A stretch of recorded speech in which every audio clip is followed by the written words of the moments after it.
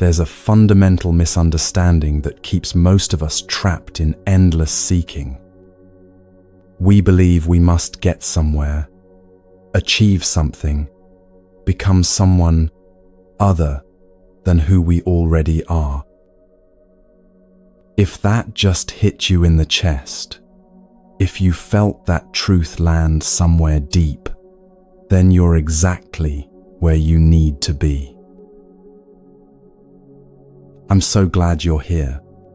Whether you're listening from your bed at 2 in the morning, during your lunch break, or while walking through your neighborhood, take a moment to let me know in the comments where in this beautiful world you're joining us from. Here's what I want you to do right now. Grab something cozy, a soft blanket, maybe dim the lights. Find a position where you can truly settle in. Because what we're about to explore together over the next 3 hours isn't just information. It's transformation. We're going to discover why this endless chase for somewhere else is the very thing that keeps us from recognizing the completeness that's already here. And by the time we're finished, you'll understand why the ancient masters said that letting go isn't about losing anything. It's about finally receiving everything. This isn't just another video you'll forget tomorrow. This is an invitation to remember something you've always known, but perhaps forgotten, something that will change how you move through every single day. So settle in, breathe with me, and let's begin this journey home to yourself.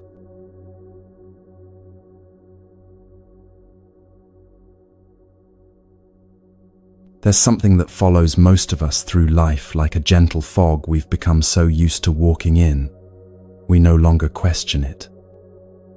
We adapt to it. We think it's just the natural atmosphere of being human. This is the sense of incompletion, that quiet, persistent feeling that something is missing, that you are somehow not quite enough as you are right now, that life itself, in this present moment, isn't quite adequate yet.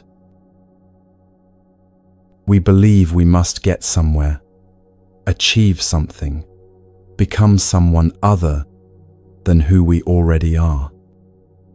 And so we set off on this great journey of life, like it's a straight road with a finish line at the end, some distant place where all the pieces of the puzzle finally click into place. But this illusion of a destination only creates a perpetual sense of incompletion. It feeds the notion that now is never quite enough, that you are never quite enough. And so we live in this fog, always looking ahead, always believing that fulfillment is just around the next corner. The Buddha, 2,500 years ago, recognized this as the very foundation of human suffering, what he called dukkha in his first noble truth. But dukkha isn't just about obvious pain or dramatic hardship. It's about this exact fog we're describing, this underlying restlessness, this sense that something is always slightly off. Think about how this shows up in your own life. You wake up in the morning, and before your feet even touch the floor, your mind is already cataloging what's incomplete, what needs to be done, what hasn't been achieved yet, what's still missing from your experience. You might have a beautiful moment, sitting with your morning coffee, watching sunlight stream through the window, and for just an instant, everything feels perfectly complete. But then, almost immediately, the fog rolls back in. Your mind begins its familiar routine of measuring this moment against some imagined better version of life. We think, once I have this, then I will feel peace. Once I become that, then I will be free. Once I achieve this goal, find this relationship, reach this level of success, then, finally, I'll be able to rest in contentment. And so life becomes a cycle of postponing happiness, peace, and contentment until some future event justifies it. We live in perpetual postponement, always believing that the next achievement will be the one that finally clears the fog. But here's what's fascinating, and perhaps you've noticed this in your own experience. Every time we reach a new milestone, the mind shifts the target. The finish line moves. What was once a goal becomes just another step, and suddenly there's something else that needs to be accomplished before we can truly feel complete. Let me paint a picture that might feel familiar. You finally get that promotion you've been working toward for months. For maybe a day or two, you feel genuinely satisfied.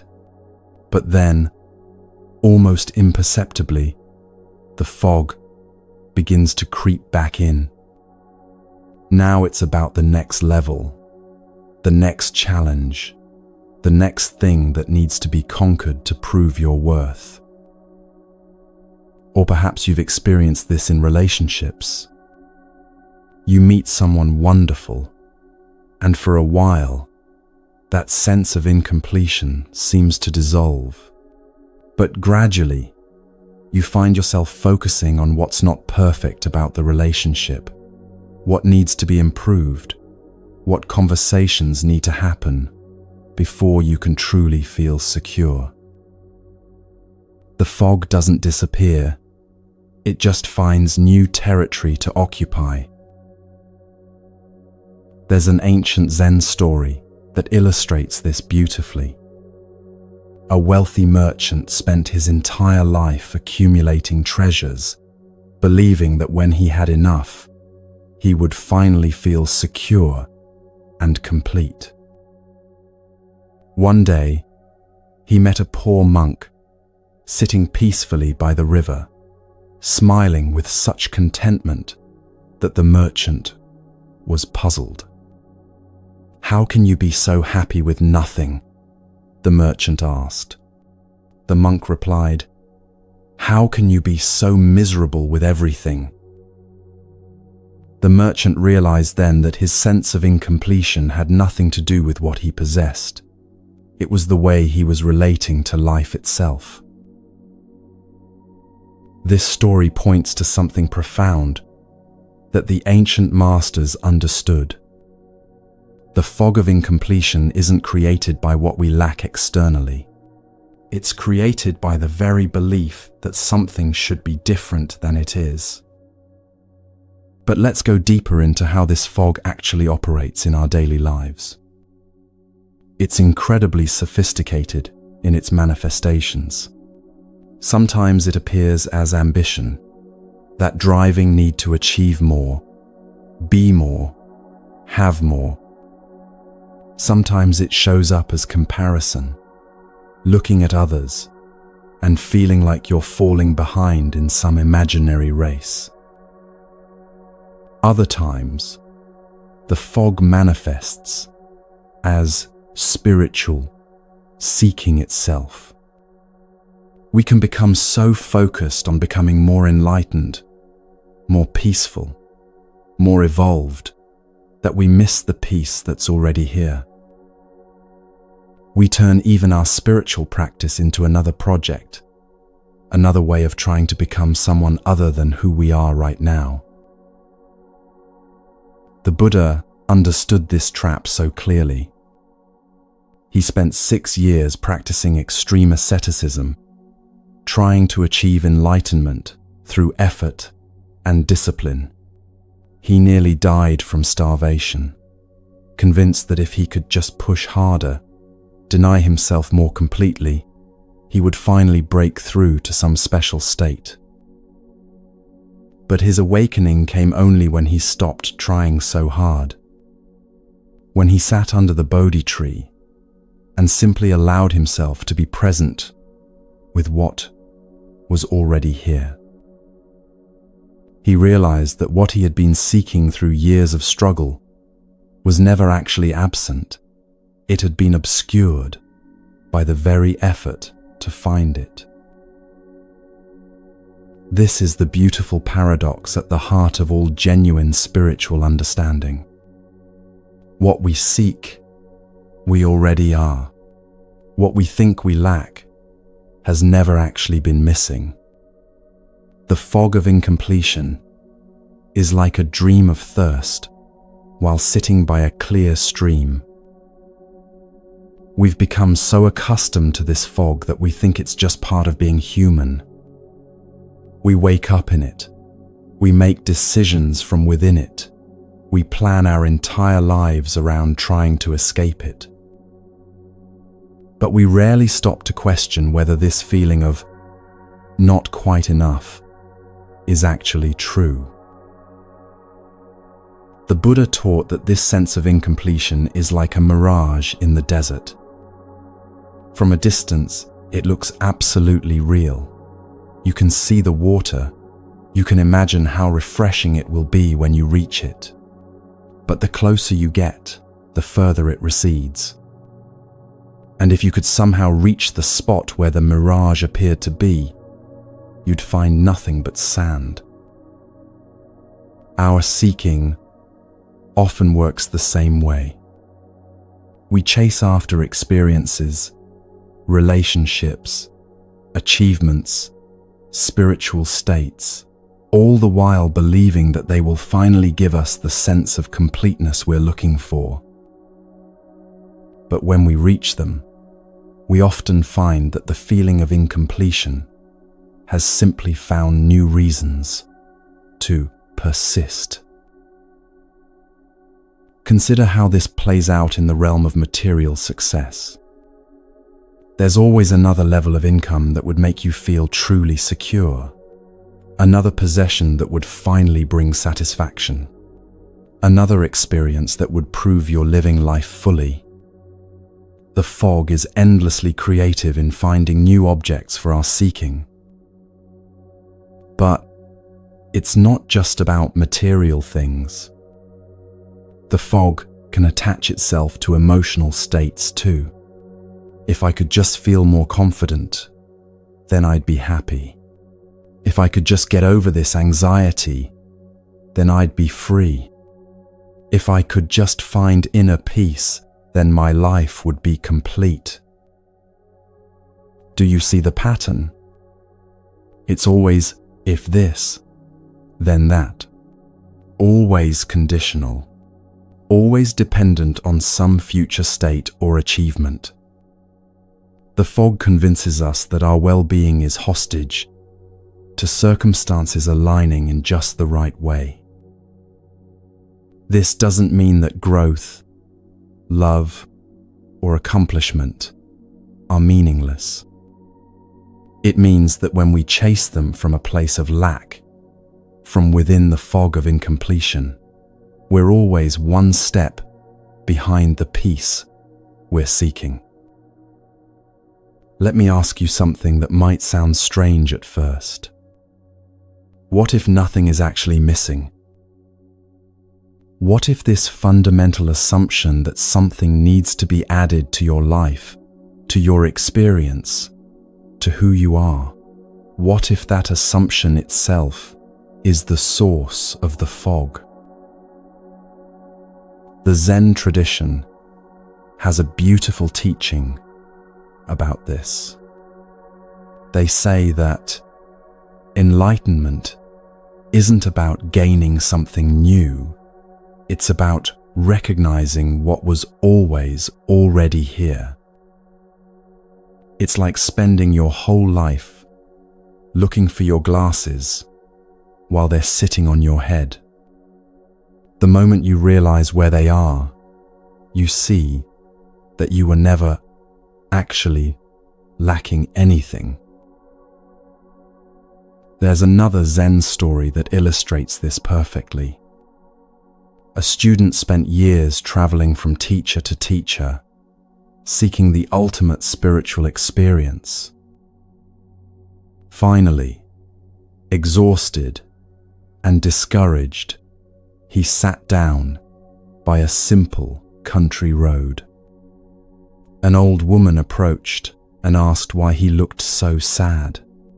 When he explained his long search for enlightenment, she smiled gently and said, "You poor man, you've been carrying your treasure with you all along, but you've been so busy looking for it elsewhere that you never noticed." But this realization can't be forced or manufactured. It arises naturally when we begin to see the fog for what it really is, not the weather, but a way of perceiving. Think about those moments in your life when the fog has lifted naturally, even if just for a few minutes. Maybe you were completely absorbed in a conversation with someone you love. Maybe you were walking in nature and suddenly felt perfectly at peace. Maybe you were creating something, cooking a meal, or simply sitting quietly. And for that moment, everything felt exactly as it should be. In those moments, were you actually lacking anything? Or were you simply present enough to notice the completeness that's always here? The fog teaches us to treat these moments as exceptions, pleasant breaks from the serious business of getting somewhere. But what if they're not exceptions at all? What if they're glimpses of what life actually feels like when we're not lost in the story of incompletion? What if those moments of natural contentment aren't special states to be achieved, but our actual nature to be recognized? What if the fog is the exception and clarity is the rule? The Buddha's insight was that our suffering doesn't come from what's happening to us. It comes from how we relate to what's happening. When we believe that this moment should be different, that we should feel different, that our lives should look different, that's when the fog thickens. But when we can be present with what is, without the constant commentary about what's missing or what needs to be fixed, something beautiful happens. The fog begins to thin all by itself. Not because we forced it away, but because we stopped feeding it with our resistance. There's another Zen story about a student who came to his master complaining about his meditation. "Master, my mind is so busy and distracted. When will I finally achieve the peace I'm seeking?" The master picked up a glass of muddy water and asked the student to make it clear. The student shook the glass vigorously, but this only made the water muddier. "Just let it sit," the master said quietly. As they watched together in silence, the mud gradually settled on its own, and the water became perfectly clear. This is how the fog of incompletion works. The more we struggle against it, the thicker it becomes. But when we simply notice it without trying to fix it or escape it, it begins to settle naturally. And in that settling, we discover something that was always here, a peace that doesn't depend on circumstances, a completeness that exists regardless of what we have or haven't achieved. The ancient Buddhist texts speak of something called our original nature, the awareness that exists before all the stories about what's wrong or missing. This isn't some mystical concept, but something as immediate and present as your breath. It's the consciousness that's aware of the fog, the space in which all experiences arise and pass away. When we rest in this awareness, even for a moment, we realize something profound. The awareness itself has never been incomplete. It's been witnessing all our seeking, all our striving, all our sense of lack, but it has remained untouched by any of it. Like space itself, which contains all things, but is never limited by what it contains. This isn't about becoming passive or giving up on growth and dreams. It's about recognizing that your worth, your peace, your fundamental okayness doesn't depend on external validation. When you know this, really know it, you can still pursue goals and dreams, but from a completely different place. Not from desperation or lack, but from joy and natural expression. The ancient masters understood that when we act from a sense of already being whole, the world responds differently to us. We're no longer grasping or demanding or trying to prove ourselves. We're simply expressing what's already complete within us. And this energy of fullness rather than lack, creates entirely different results in our lives.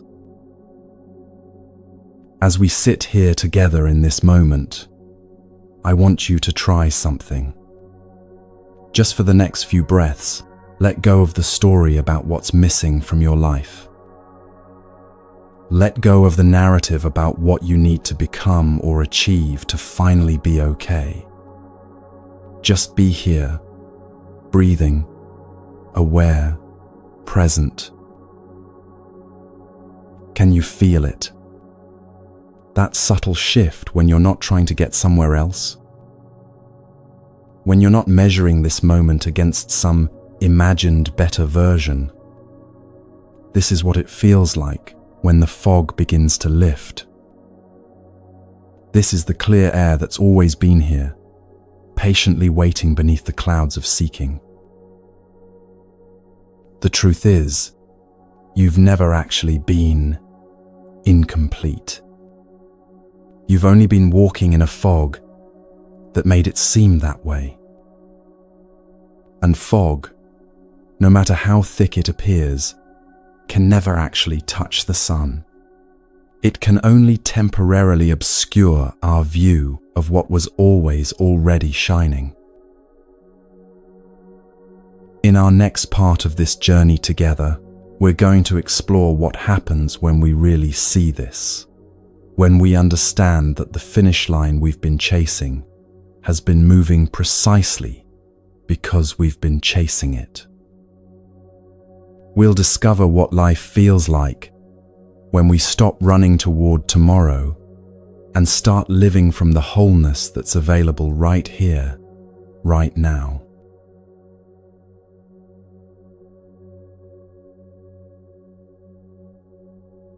There's something almost magical about the way our minds work when it comes to goals and achievements.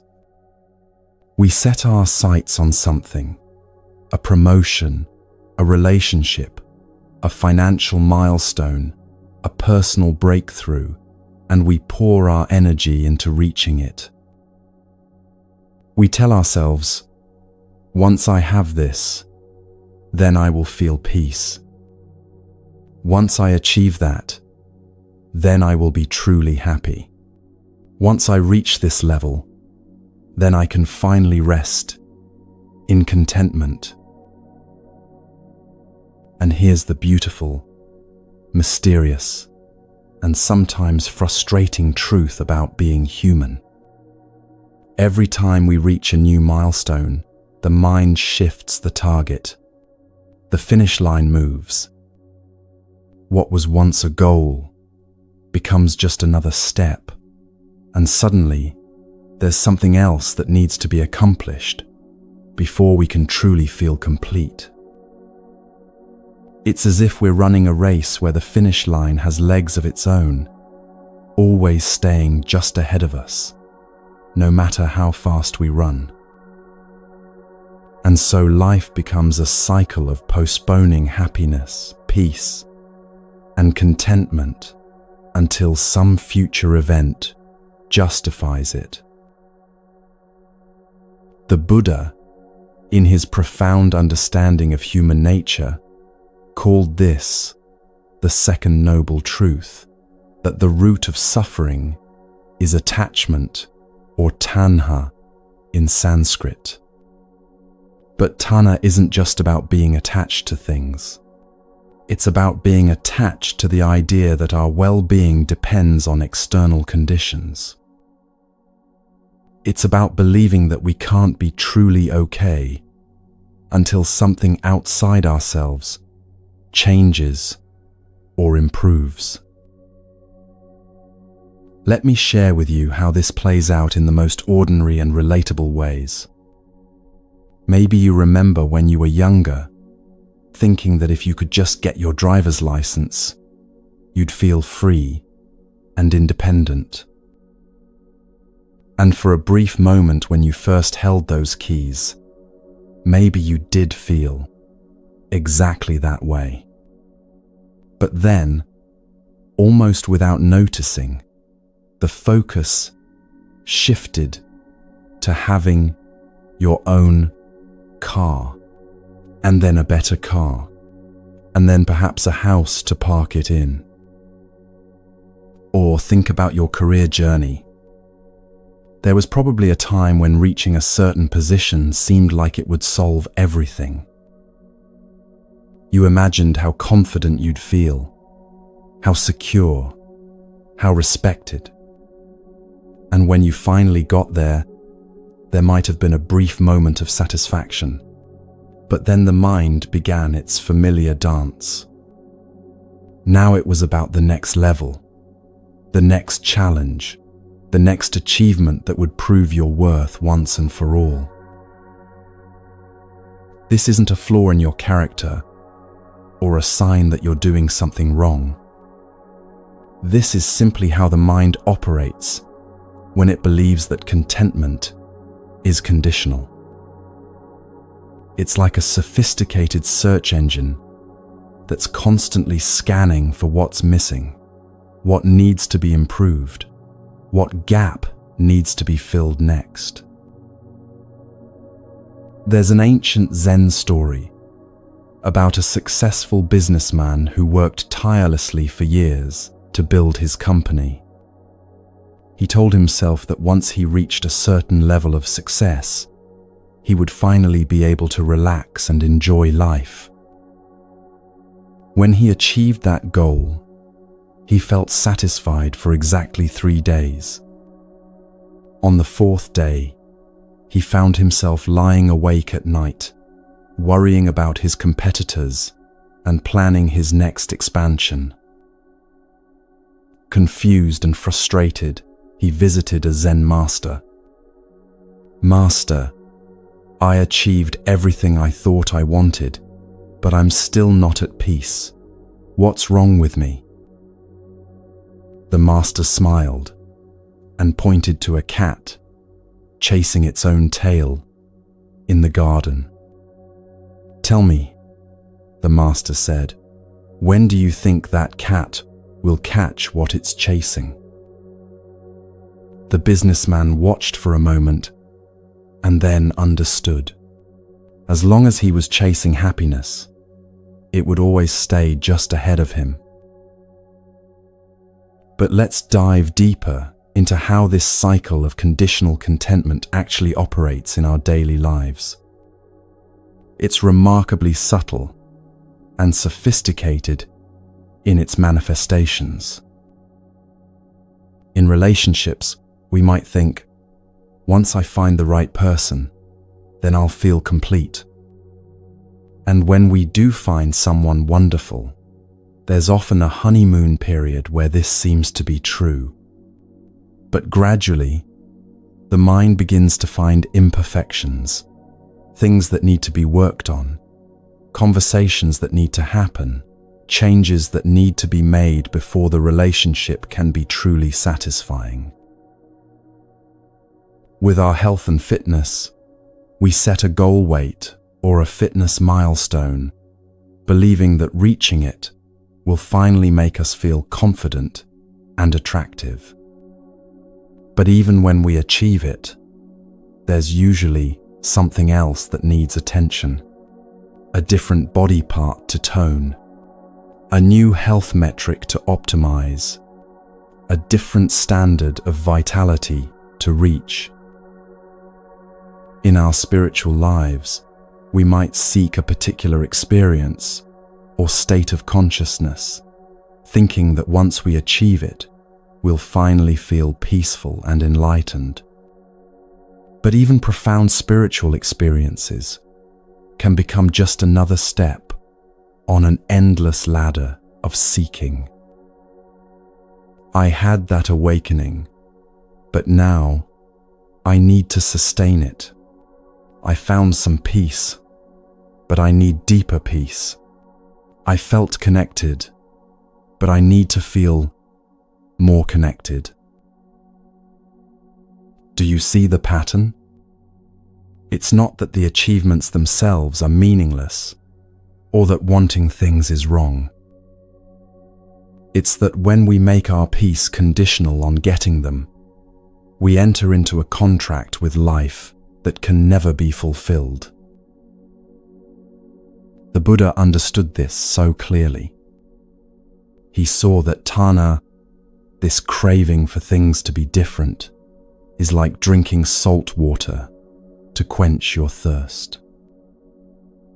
The more you drink, the thirstier you become. Each achievement temporarily satisfies the craving, but also strengthens the belief that satisfaction comes from external sources. Let me paint a picture of how this might look in a single day of your life. You wake up and immediately check your phone, unconsciously seeking some piece of information or connection that will make the day feel more complete. At breakfast, you might find yourself already planning what needs to be accomplished to make the day worthwhile. At work, you focus on tasks that will bring you closer to your next goal, your next milestone, your next proof of progress. Even in moments of genuine pleasure or connection, there can be this subtle undercurrent of, this is nice, but what's next? This feels good, but how can I make it last? This is beautiful, but what do I need to do to have more experiences like this?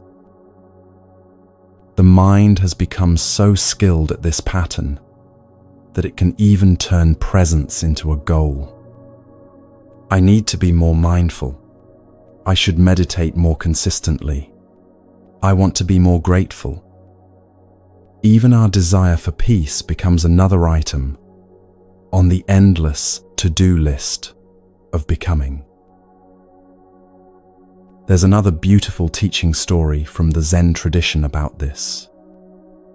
A monk spent years practicing meditation, always seeking deeper states of concentration and insight. One day, his master found him sitting in perfect stillness and asked, "What are you doing?" "I'm practicing to become a Buddha," the monk replied proudly. The master picked up a tile and began rubbing it with a cloth. "What are you doing, master?" the confused monk asked. "I'm polishing this tile to make it into a mirror," the master replied.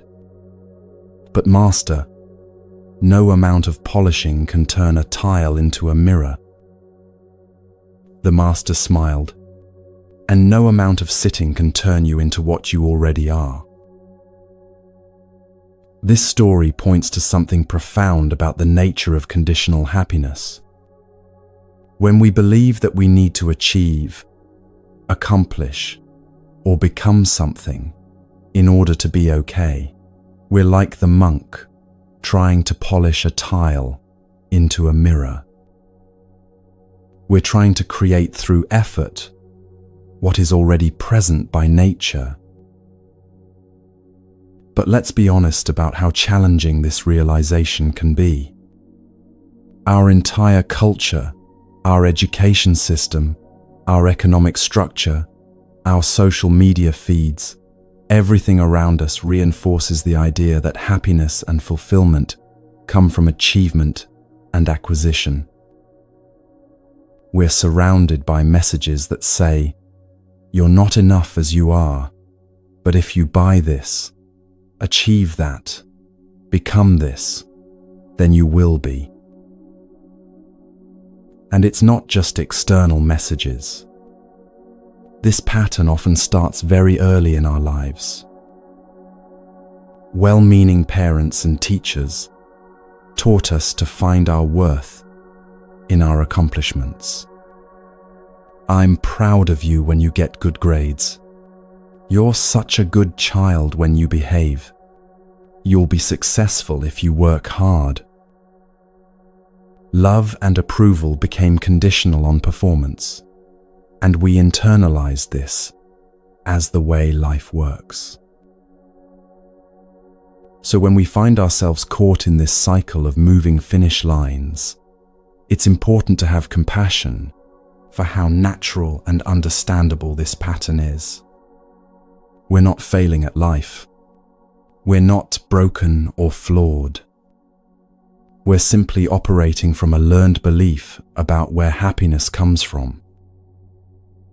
The Buddhist teaching of Tanha helps us understand that this craving isn't a personal failing, it's a fundamental misunderstanding about the nature of satisfaction.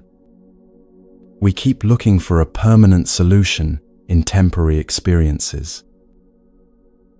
We keep trying to build a foundation of contentment on the shifting sands of external circumstances. But here's where the teaching becomes truly liberating. The Buddha didn't say that craving was bad or that we should never want anything. He said that understanding the nature of craving is the key to freedom. When we really see how this pattern operates, when we witness it with clarity, rather than being unconsciously driven by it, something begins to shift. Imagine for a moment what it would feel like to pursue your goals and dreams without the desperate edge of, "I need this to be okay." What would it be like to work towards something you desire, while simultaneously knowing that your fundamental well-being doesn't depend on achieving it? This isn't about becoming passive or giving up on growth and accomplishment. It's about recognizing the difference between natural expansion and desperate seeking. When a flower grows toward the sun, it's not because the flower thinks it's inadequate as it is. It grows because growth is its nature, because expansion and expression are inherent to life itself. There's a profound difference between creating from joy and creating from lack. When we act from the knowing that we're already complete, our actions become an expression of that completeness rather than an attempt to achieve it.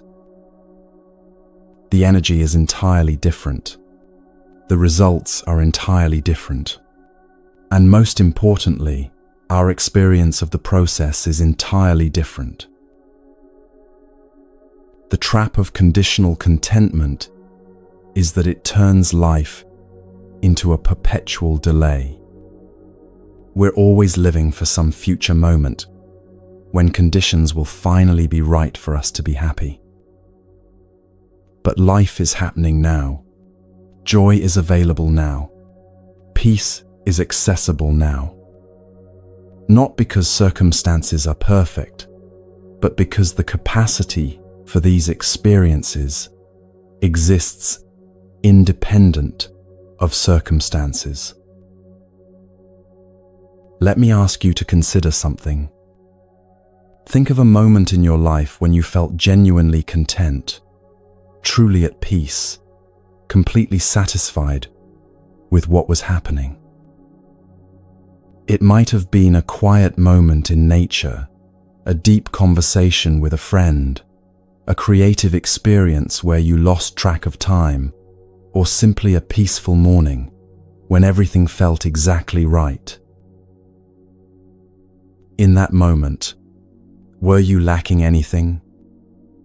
Or were you simply present enough to notice the fullness that was already there? Were you happy because you had achieved something? Or were you happy because you had temporarily stopped needing to achieve anything? These moments are clues. They're glimpses of what life feels like when we're not caught in the cycle of conditional happiness. They show us that contentment isn't something we create through effort.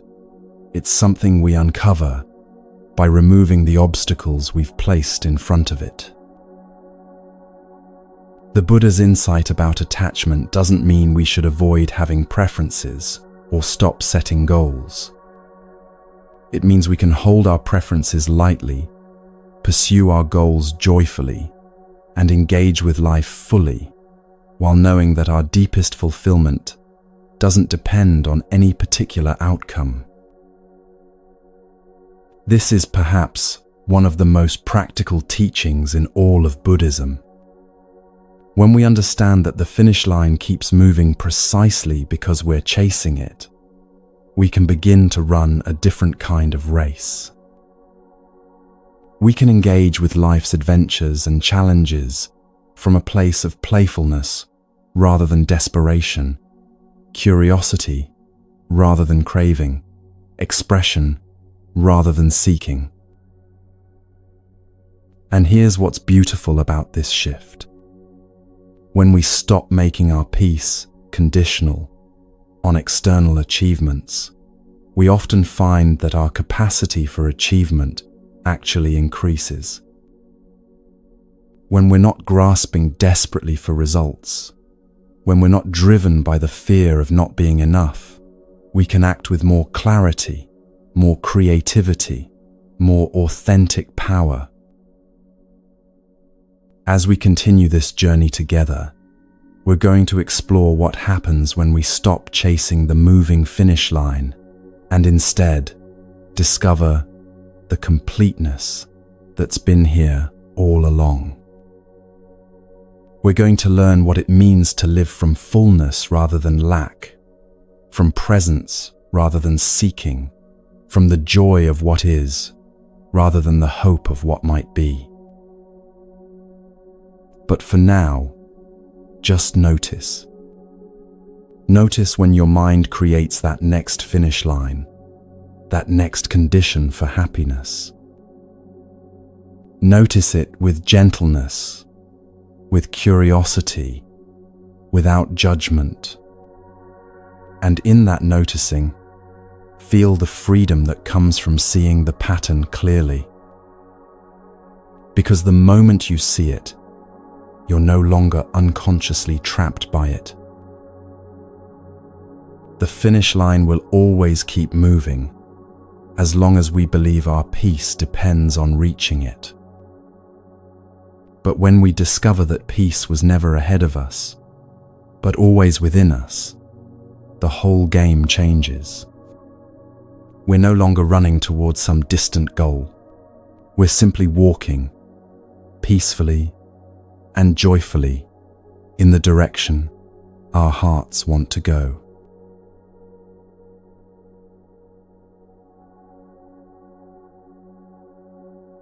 There's a story I want to share with you. A story that might sound simple at first, but contains within it one of the most profound truths about human existence. It's the story of a wave in the ocean that spent its entire existence trying desperately to become water. Picture this wave, if you will. It moves with tremendous urgency across the vast ocean, convinced that somewhere ahead, in some perfect moment, through some perfect effort, it will finally achieve its deepest longing. It rises with great ambition, crashes with dramatic intensity, breaks with passionate determination, trying so hard, so very hard, to become what it believes it lacks.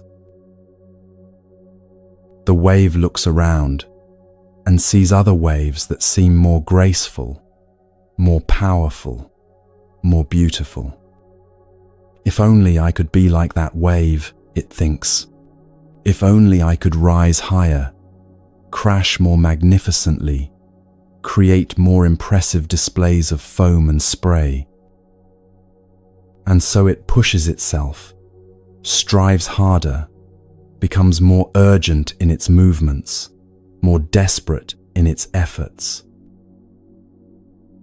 But here's what the wave doesn't realize, what it has never realized, in all its urgent seeking. It has always been water from the very beginning. Every molecule of its being, every drop of its essence, every particle of its existence has always been exactly what it was trying so desperately to become.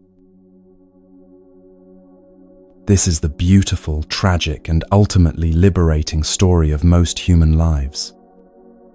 We are waves who have forgotten we are water. We spend our days moving with urgency, rising with ambition, crashing with frustration, breaking with disappointment, all in pursuit of something we have never actually been without. In the Zen tradition, there's a teaching that speaks directly to this profound misunderstanding. It's the doctrine of Buddha nature, the understanding that you are already enlightened, you just don't know it yet. Not enlightened as some future achievement, not enlightened as something you need to earn or deserve, but enlightened as your very nature, as what you most fundamentally are. But let's explore what this really means in the texture of your daily life. Because this isn't just a beautiful metaphor or an abstract spiritual concept. This is about recognizing something so immediate, so present, so intimately yours, that you've been overlooking it your entire life. Think about how you wake up in the morning. Before your feet touch the floor, before you check your phone, before you begin the familiar inventory of what needs to be done and what hasn't been accomplished yet, there's a moment of pure awareness. A consciousness that simply knows it exists, that simply recognizes it's awake, that simply is present to the fact of being alive.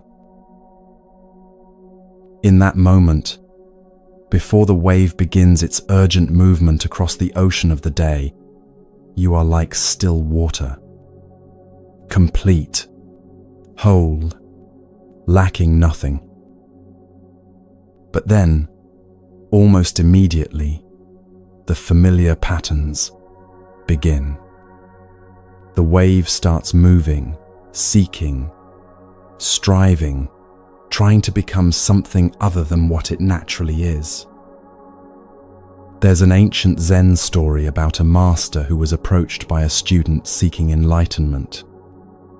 "Master, I have been practicing for years, but I still haven't achieved awakening. What must I do?" The master looked at him kindly and asked, "Who is it that wants to achieve awakening?" The student was confused. "I do, of course." "And who is this I that seeks?" The master continued. "Who is aware of the seeking? Who knows that enlightenment is desired?" As the student sat with these questions, something began to dawn on him. The very awareness that knew about seeking, that was conscious of the desire for enlightenment, that was present to all his spiritual efforts, this awareness had never been unenlightened. It had been there before he started seeking, during all his seeking, and would be there whether he found what he was looking for or not.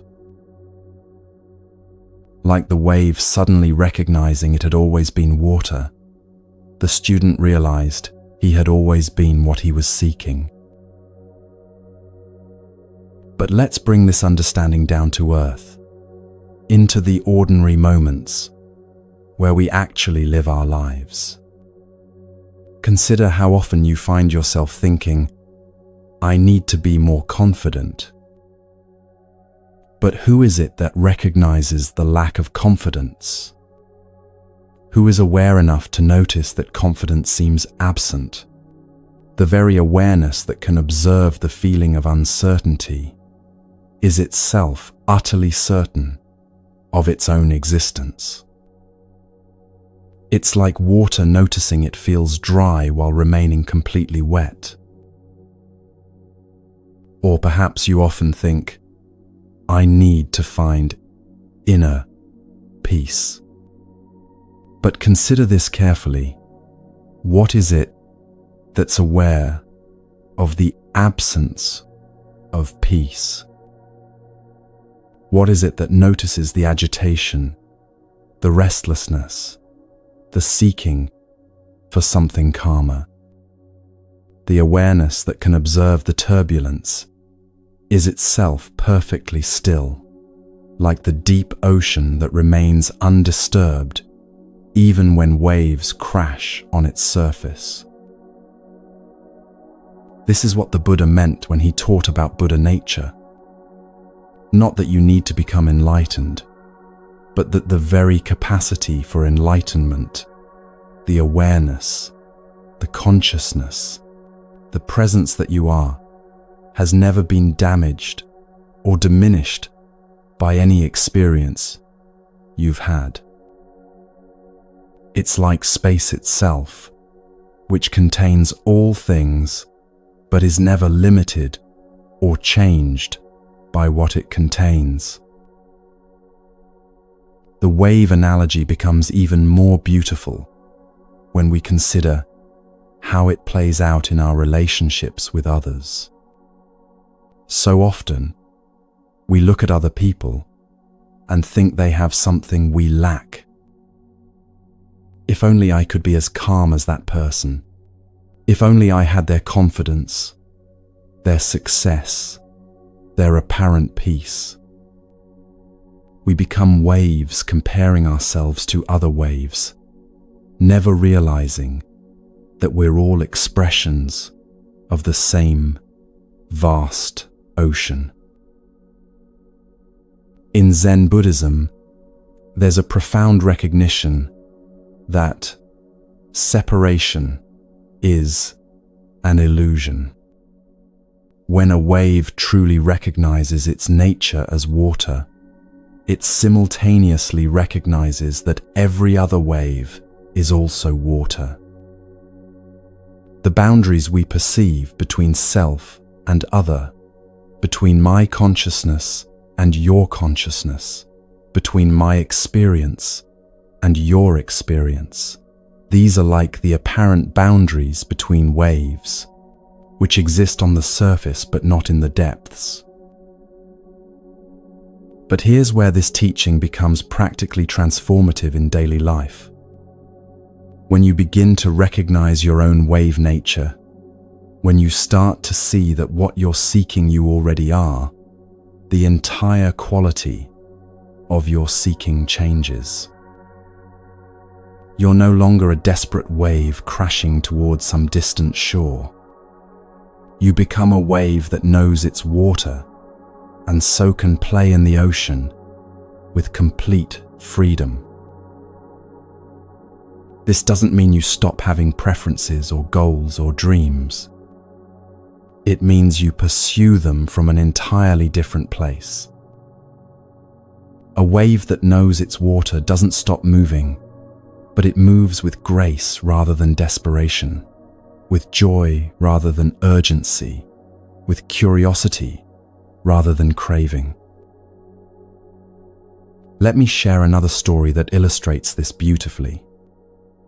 There was once a woman who spent years searching for the perfect teacher, the perfect method, the perfect experience that would finally bring her the spiritual fulfillment she craved. She traveled to distant monasteries, studied ancient texts, practiced complicated techniques, always feeling like she was just one step away from the breakthrough she needed. One evening, exhausted from her searching, she sat by a river and began to cry. "I've tried everything," she said to herself. "I've done everything I know how to do, and I still don't feel enlightened. What's wrong with me?" As she sat there in her despair, she became aware of something simple yet profound. She was aware of her sadness. She was aware of her frustration. She was aware of her seeking. But what was this awareness itself? In that moment, she realized that the seeker and the sought were the same. The wave of her searching and the water of what she sought had never been separate. The consciousness that was aware of feeling unenlightened was itself the enlightenment she had been seeking. Like suddenly recognizing that you've been wearing your glasses while searching for them, she saw that she had always been what she was looking for. This recognition, this shift from becoming to being, is available in any moment. Right now, as you listen to these words, there's an awareness present. An awareness that knows you're listening, that understands meaning, that recognizes the sound of these words and the silence between them. This awareness is not something you have, it's something you are. And it has never, not for one moment, been incomplete or inadequate or in need of improvement. But the mind, that wonderful, creative, sometimes troublesome mind, is like a wave that's forgotten its water nature. It creates elaborate stories about what needs to be fixed, achieved, or transcended. It generates complex narratives about spiritual progress, personal development, and self-improvement. All the while, the awareness in which these stories arise remains perfectly still, perfectly complete, perfectly present. The Buddhist teaching of emptiness, or sunyata, points to this same recognition from a different angle. When we look deeply into any wave, we don't find any solid, separate, independent existence. We find only water, temporarily taking the form of a wave, but never separate from the ocean that is its source and substance. In the same way, when we look deeply into this sense of being a separate self seeking fulfillment, we don't find any solid, independent seeker. We find only consciousness, temporarily taking the form of thoughts and experiences, but never separate from the awareness that is its source and substance. The wave is not other than water, and the self is not other than consciousness. This understanding transforms how we relate to every aspect of our experience. When difficult emotions arise, fear, sadness, anger, confusion, instead of seeing them as problems to be solved or states to be transcended, we can recognize them as waves in the ocean of our being. They arise, they express themselves, they pass away, but they never touch the deep stillness that observes them all. When pleasurable experiences occur, joy, love, peace, excitement, instead of grasping them desperately or fearing their inevitable passing, we can appreciate them as beautiful expressions of our wave nature, while knowing that our fundamental fullness doesn't depend on their presence. Whether the ocean is stormy or calm, it remains the ocean. Whether your experience is challenging or delightful, you remain the awareness in which all experience unfolds. There's a beautiful Zen poem that captures this understanding perfectly. The pine teaches silence, the rock teaches stillness, the lake teaches reflection, but who is the teacher when all teachers are absent? The answer, of course, is the awareness that learns from the pine, the rock, and the lake, the consciousness that is present to all teachings, but depends on none of them for its fundamental completeness. This is why so many spiritual traditions speak of awakening as a remembering rather than an achieving. You're not becoming enlightened. You're remembering that you've never been anything else. You're not developing consciousness. You're recognizing the consciousness that has always been here. You're not finding your true nature. You're seeing through the illusion that you ever lost it. But let's be honest about how challenging this recognition can be to integrate into daily life. Even when we have moments of seeing our water nature clearly, the old patterns of wave thinking tend to reassert themselves. We glimpse our completeness and then immediately want to hold on to it, improve it, or share it with others. We turn even the recognition of our Buddha nature into another wave of seeking. This is why the great Zen master Huangpo said, "Your everyday mind, that is the way." He wasn't talking about achieving some special state or maintaining some particular experience. He was pointing to the ordinary awareness that's present right now, reading these words, understanding their meaning, present to this very moment. This awareness is not something extraordinary that needs to be cultivated. It's something so ordinary, so immediate, so intimately present that we overlook it in our search for something more dramatic. The shift from becoming to being is subtle but transformative. Instead of asking, "How can I become more peaceful?" we might ask, "What is the awareness that notices the lack of peace?" Instead of seeking to develop more love, we might explore, What is it that recognizes love when it's present and absence when it's not? Instead of trying to transcend our limitations, we might investigate who or what is aware of these apparent limitations.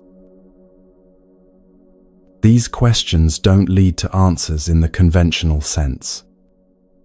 They lead to a recognition, a remembering, a sudden seeing of what has always been here. Like a wave suddenly realizing it has always been water, we recognize that what we were seeking through all our spiritual practices, all our personal development, all our efforts at self-improvement, has been the very awareness from which all these activities arose.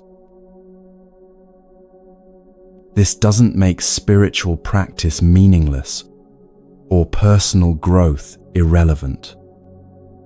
Waves still move across the ocean, and that movement can be graceful or clumsy, harmful or beneficial, beautiful or destructive.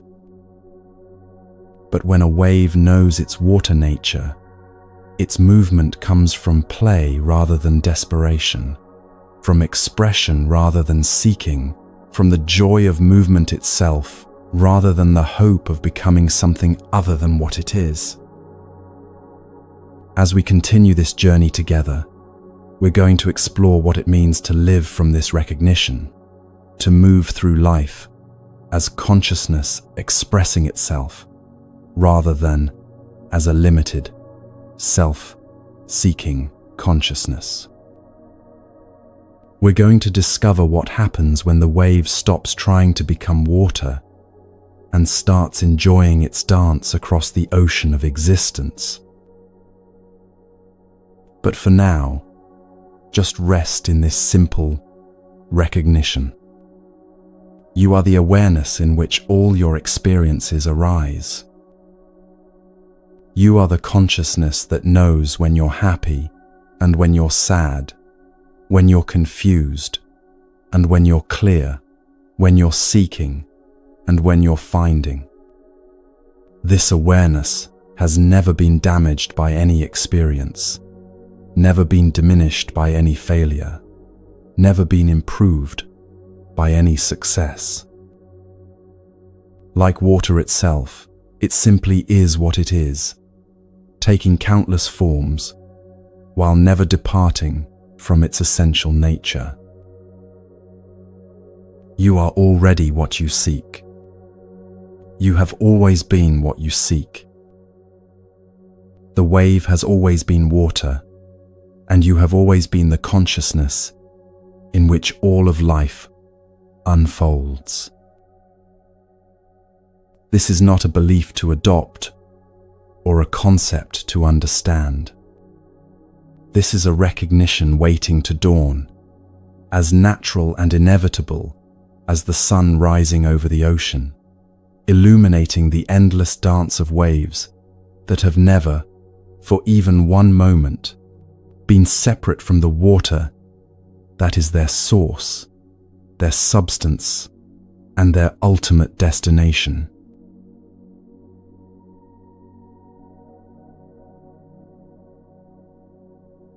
Here's something that might shift the way you see everything that's happening in your life right now.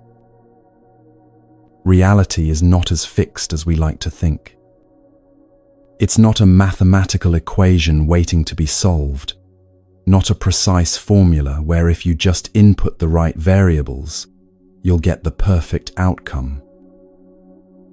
Reality is more like music than mathematics. Fluid, expressive, alive. And like music, life doesn't arrive at a particular point to make sense. Its meaning is in the unfolding, the rhythm, the presence. A symphony doesn't exist for the final note. A jazz improvisation doesn't pour all its beauty into the last chord. The meaning, the aliveness, the very essence of music lives in every moment of its expression. This understanding changes everything about how we relate to our daily experience. Instead of treating life like a problem to be solved, we can begin to experience it like a song to be danced with. Instead of demanding that every moment justify itself by leading somewhere specific, we can allow each moment to be complete in itself, like a note that contains its own perfect fullness. The Buddha understood this fluid nature of existence so deeply that he made it one of the three fundamental characteristics of all experience. He called it anicca, impermanence. All conditioned things are impermanent, he taught, not as a philosophical concept, but as a lived recognition that everything in this world of form is in constant motion, constant change, constant flow. But here's what's beautiful about this teaching when we really understand it. Impermanence isn't a problem to be solved or a reality to be lamented. It's the very quality that makes life alive, that makes experience possible, that allows for the endless creativity and expression we call existence. Think about a river for a moment. The river is never the same from one moment to the next. The water flowing past you now will never return. Each drop is unique. Each moment of flow is unprecedented. But we don't mourn the water that has passed, or anxiously anticipate the water that's coming.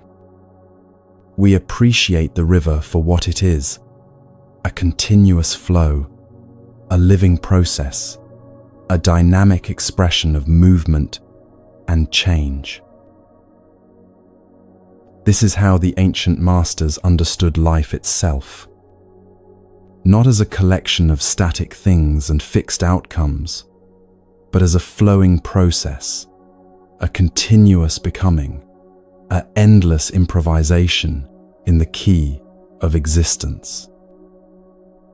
When we align ourselves with this understanding, when we stop trying to make life behave like mathematics and start dancing with it like music, something magical begins to happen.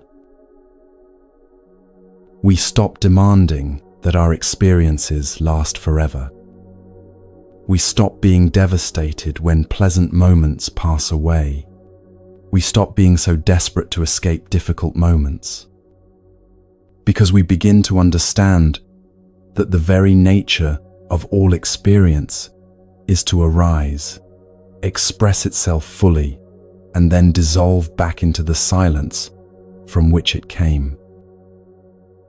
Like notes in a symphony, like waves in the ocean, like breath itself. Let me share a story that illustrates this beautifully. There was once a master musician who was asked to perform for a king.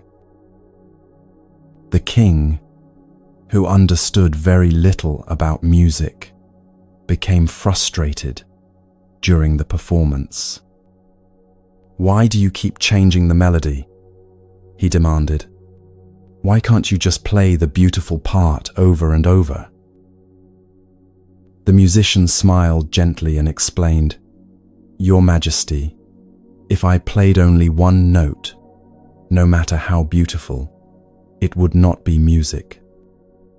Music exists in the movement between notes, in the silence that gives meaning to sound, in the flow that connects beginning to middle to end."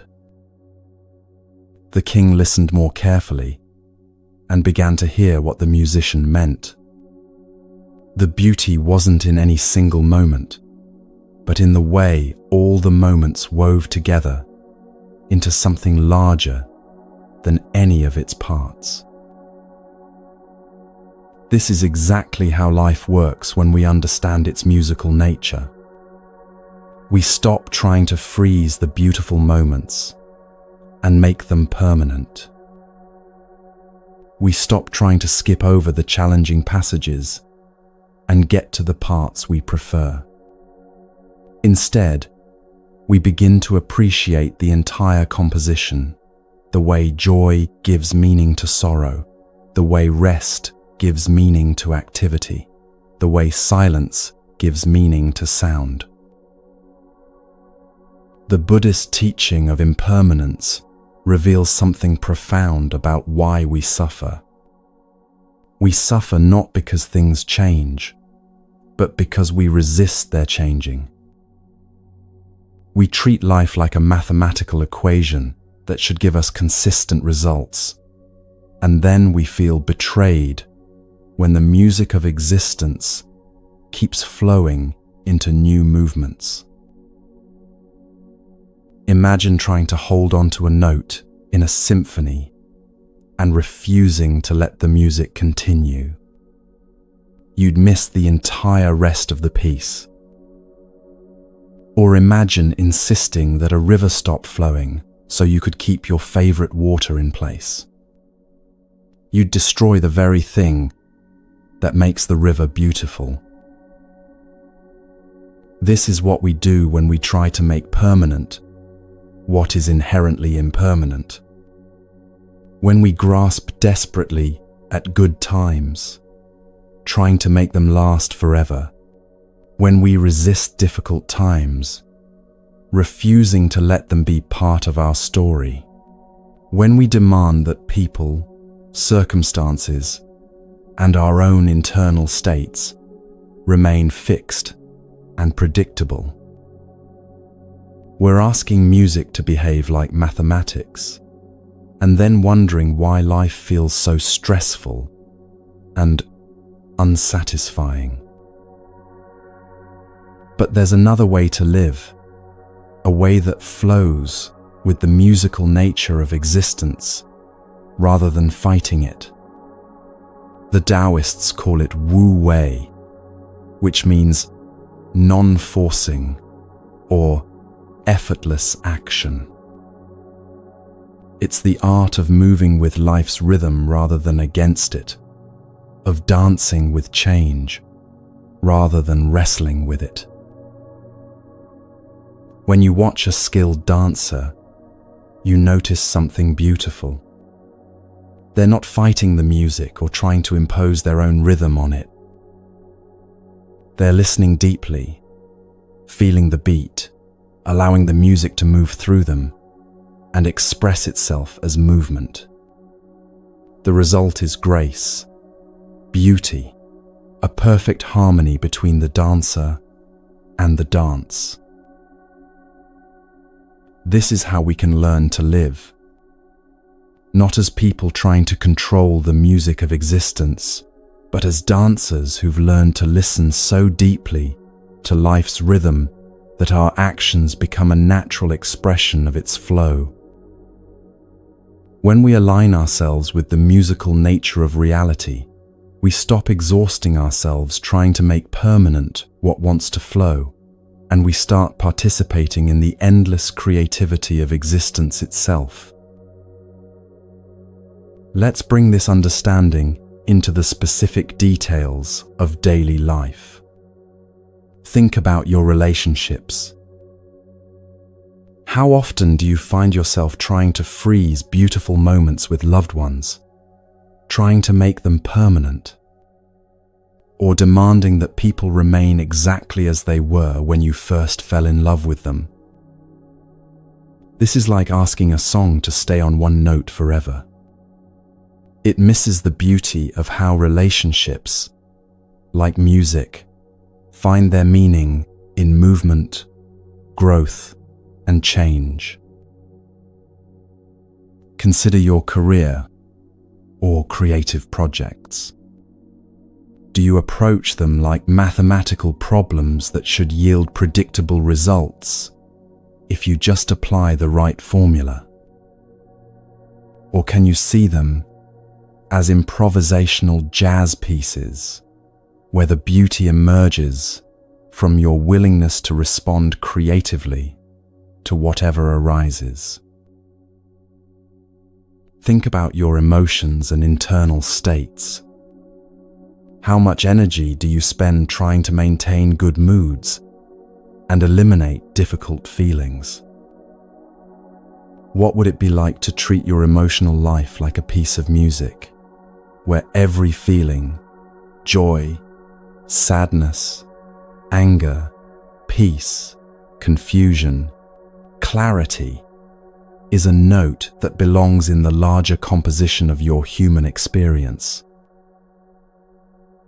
There's a profound freedom that comes from embracing the musical nature of existence. When you no longer need to control the rhythm, when you stop demanding that life follow your preferred melody, you become available to participate in something much larger and more beautiful than anything you could have composed on your own. You become part of the cosmic improvisation that's been playing since the beginning of time. The ancient Zen masters understood this so deeply. They would often speak of just sitting, not trying to achieve any particular state or reach any specific goal, but simply being present to whatever was arising in this moment. They weren't treating meditation like a mathematical formula for enlightenment. They were approaching it like musicians learning to listen so deeply to the silence that sound could emerge naturally and spontaneously. This is why so many spiritual traditions use musical metaphors. The Hindu concept of Nada Brahma, the idea that the universe itself is sound, is vibration, is music. The Christian mystics, who spoke of hearing the music of the spheres. The Sufi whirling dervishes, who found God in the rhythm of spinning. They all recognize that reality at its deepest level is not mechanical, but musical, not static, but dynamic, not fixed, but flowing. But here's what's particularly beautiful about understanding life as music rather than mathematics. In mathematics, there are right and wrong answers. In music, there are only different expressions, different interpretations, different ways of participating in the ongoing creation.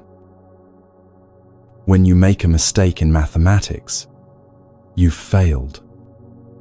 When you hit a wrong note in jazz, you've just found a new place to take the improvisation.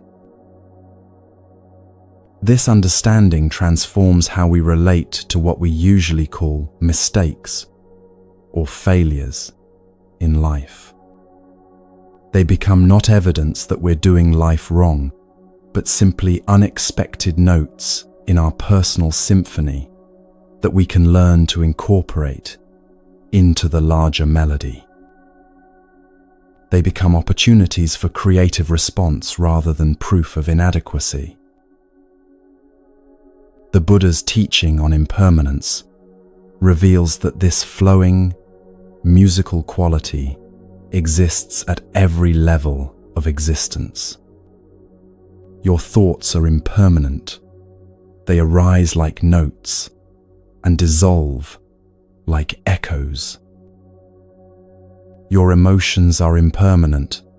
They flow through you like melodies, each one complete in itself, each one temporary. Your physical sensations are impermanent. They pulse and rhythm through your body like the beat that gives structure to the song. Even your sense of being a separate self is impermanent. Like a melody that seems distinct, but is actually inseparable from the silence that contains it. Your individual existence is a beautiful, temporary expression of something much larger and more mysterious. You are not separate from the music of existence. You are one of its countless instruments, one of its infinite expressions. When we really understand this, when we feel it in our bones rather than just thinking about it intellectually, something profound shifts in how we move through the world. We stop being so attached to outcomes because we recognize that the beauty is in the playing, not in any particular result. We stop being so afraid of change because we see that change is not the enemy of stability. It is the very condition that makes aliveness possible. There's a story about a famous composer who was asked what his favorite piece of music was. He thought for a long moment and then said, "The one I'm writing now." When pressed to explain, he continued, "Every moment of life is like writing a piece of music that has never been written before. The notes I'm playing right now, the rhythm I'm moving to right now, the harmony I'm creating with this moment, this is always the most beautiful music because it's the only music that actually exists. This is the invitation that life offers us in every moment.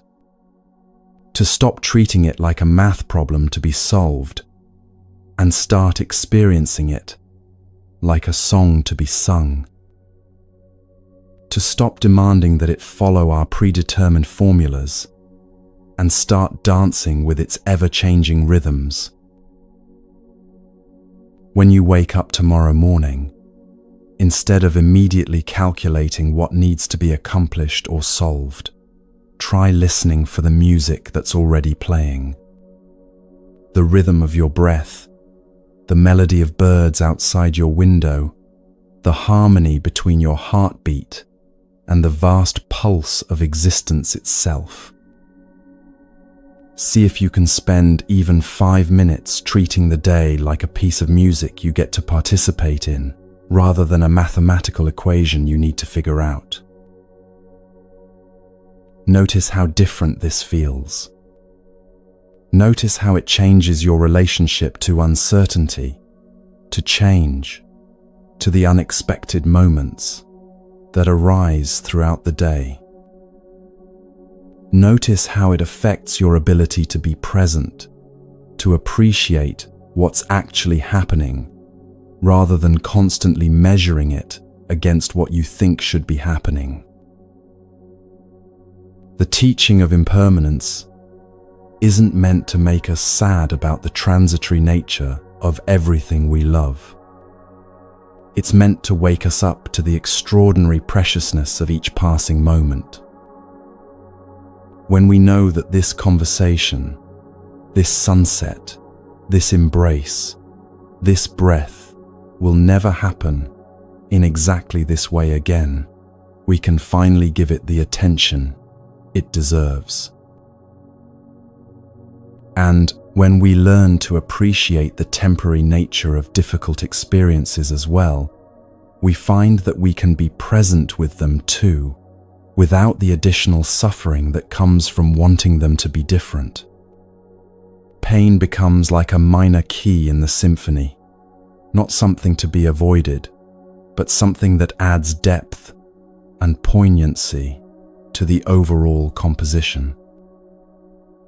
Challenge becomes like syncopation, a rhythmic complexity that makes the music more interesting, not a mistake that ruins the song. As we continue this journey together, we're going to explore what it means to live as conscious participants in the music of existence, rather than as frustrated mathematicians trying to solve the equation of life. We're going to discover how to dance with change rather than resist it, how to improvise with uncertainty rather than be paralyzed by it. But for now, just listen. Right now, in this moment, there's a symphony playing. Your breath is part of it. Your heartbeat is part of it. The sound of these words is part of it. The silence between thoughts is part of it. You don't have to create this music, or control it, or figure it out. You just have to recognize that you're already dancing to it, already part of its endless improvisation. Reality is music, not mathematics. Life is flow, not formula. And you are both the instrument and the musician, both the dancer and the dance, both the note and the silence that gives it meaning. This recognition alone can transform everything, turning every moment from a problem to be solved into a movement, to be danced, from an equation, to be figured out into a song, to be sung with the whole of your being.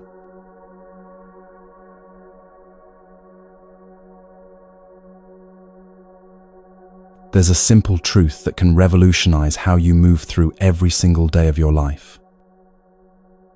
It's this: you don't smile because the world is kind. You smile, and the world often returns the gesture. This might sound like a small distinction, but it contains within it one of the most profound reversals of understanding possible.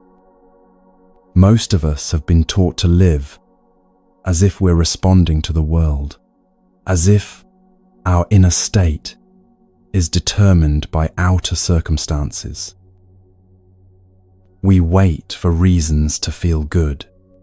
We wait for permission to be happy. We wait for evidence that it's safe to be peaceful.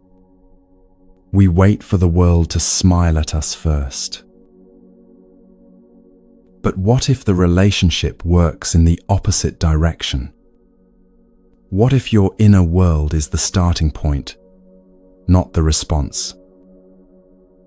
What if the quality of your inner state actually creates the quality of your outer experience, rather than simply reacting to it? The Buddha understood this so clearly that he made it the opening words of one of his most famous teachings. All that we are is the result of what we have thought. Not all that happens to us, but all that we are. Our thoughts, our inner posture, our fundamental way of relating to existence, these don't just color our experience of reality. They participate in creating it. This understanding transforms everything. It means you're not a victim of circumstances waiting for life to improve, so you can finally feel better. It means you're a creative participant in the ongoing emergence of your reality, and your inner state is your primary tool of creation. Let me paint a picture of how this works in the most ordinary moments of daily life. Imagine you're walking into a coffee shop on a busy morning. If you enter with an inner state of rush, irritation, and demand, needing your coffee quickly, frustrated by the line, impatient with the process, you create a particular kind of field around yourself. People feel it. The barista feels it. The other customers feel it. And they respond to that energy, often by becoming more hurried, more defensive, more closed themselves. But imagine entering the same coffee shop with an inner state of spaciousness and genuine appreciation. Not because you're forcing positivity or pretending everything is perfect, but because you've remembered something profound about how reality works. You've remembered that your inner state is a gift you give to the world, not a response you wait to receive from it. When you approach the counter with genuine presence, with a real smile that comes from inner fullness rather than outer need, something shifts in the entire interaction. The barista feels seen and appreciated. Other customers relax slightly. The whole environment becomes a little more warm, a little more human, a little more alive. Not because you manipulated anything, but because you offered your inner state as a contribution rather than withholding it until the world proved it deserved your kindness. This is what it means to act from fullness rather than lack. Most of us have learned to hoard our positive inner states, saving them for when external conditions justify their expression.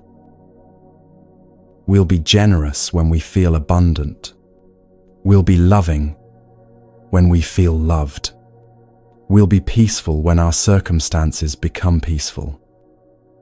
But this approach keeps us forever dependent on the outer world for our inner experience.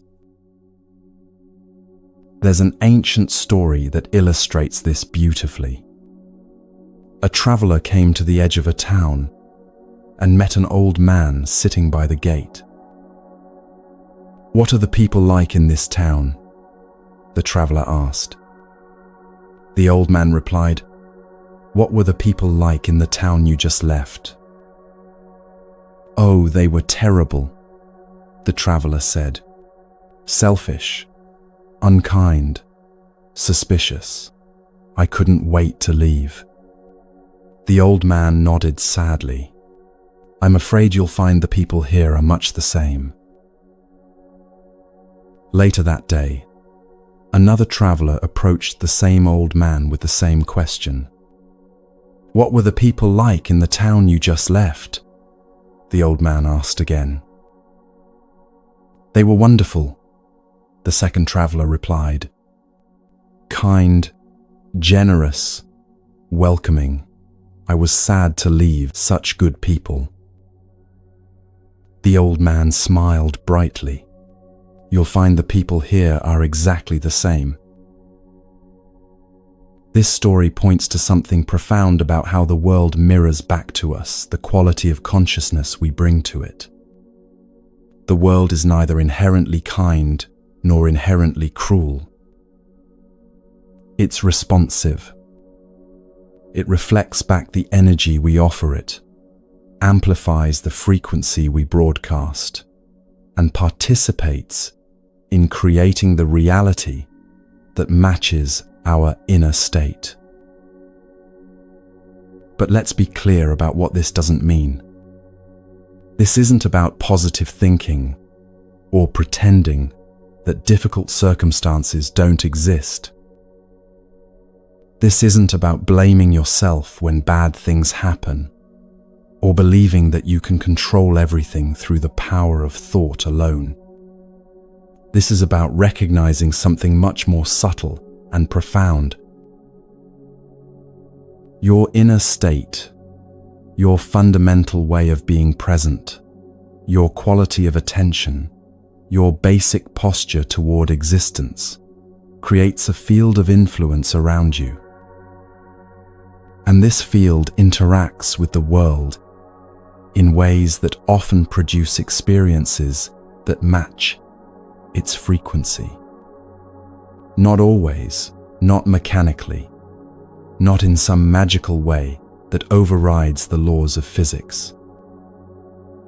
But often enough, and consistently enough, that learning to work with this principle can transform your daily experience in remarkable ways.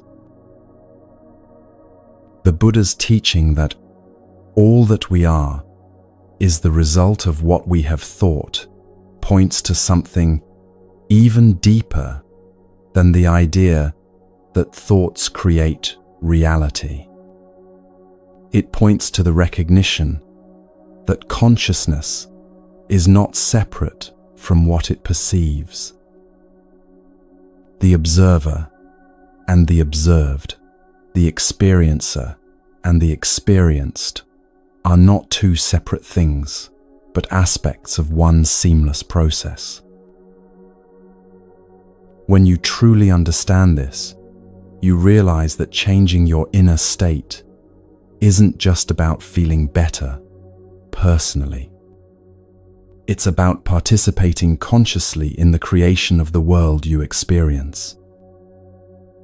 It's about recognizing that your consciousness is not contained within the boundaries of your skin, but extends out into the world and participates in shaping it.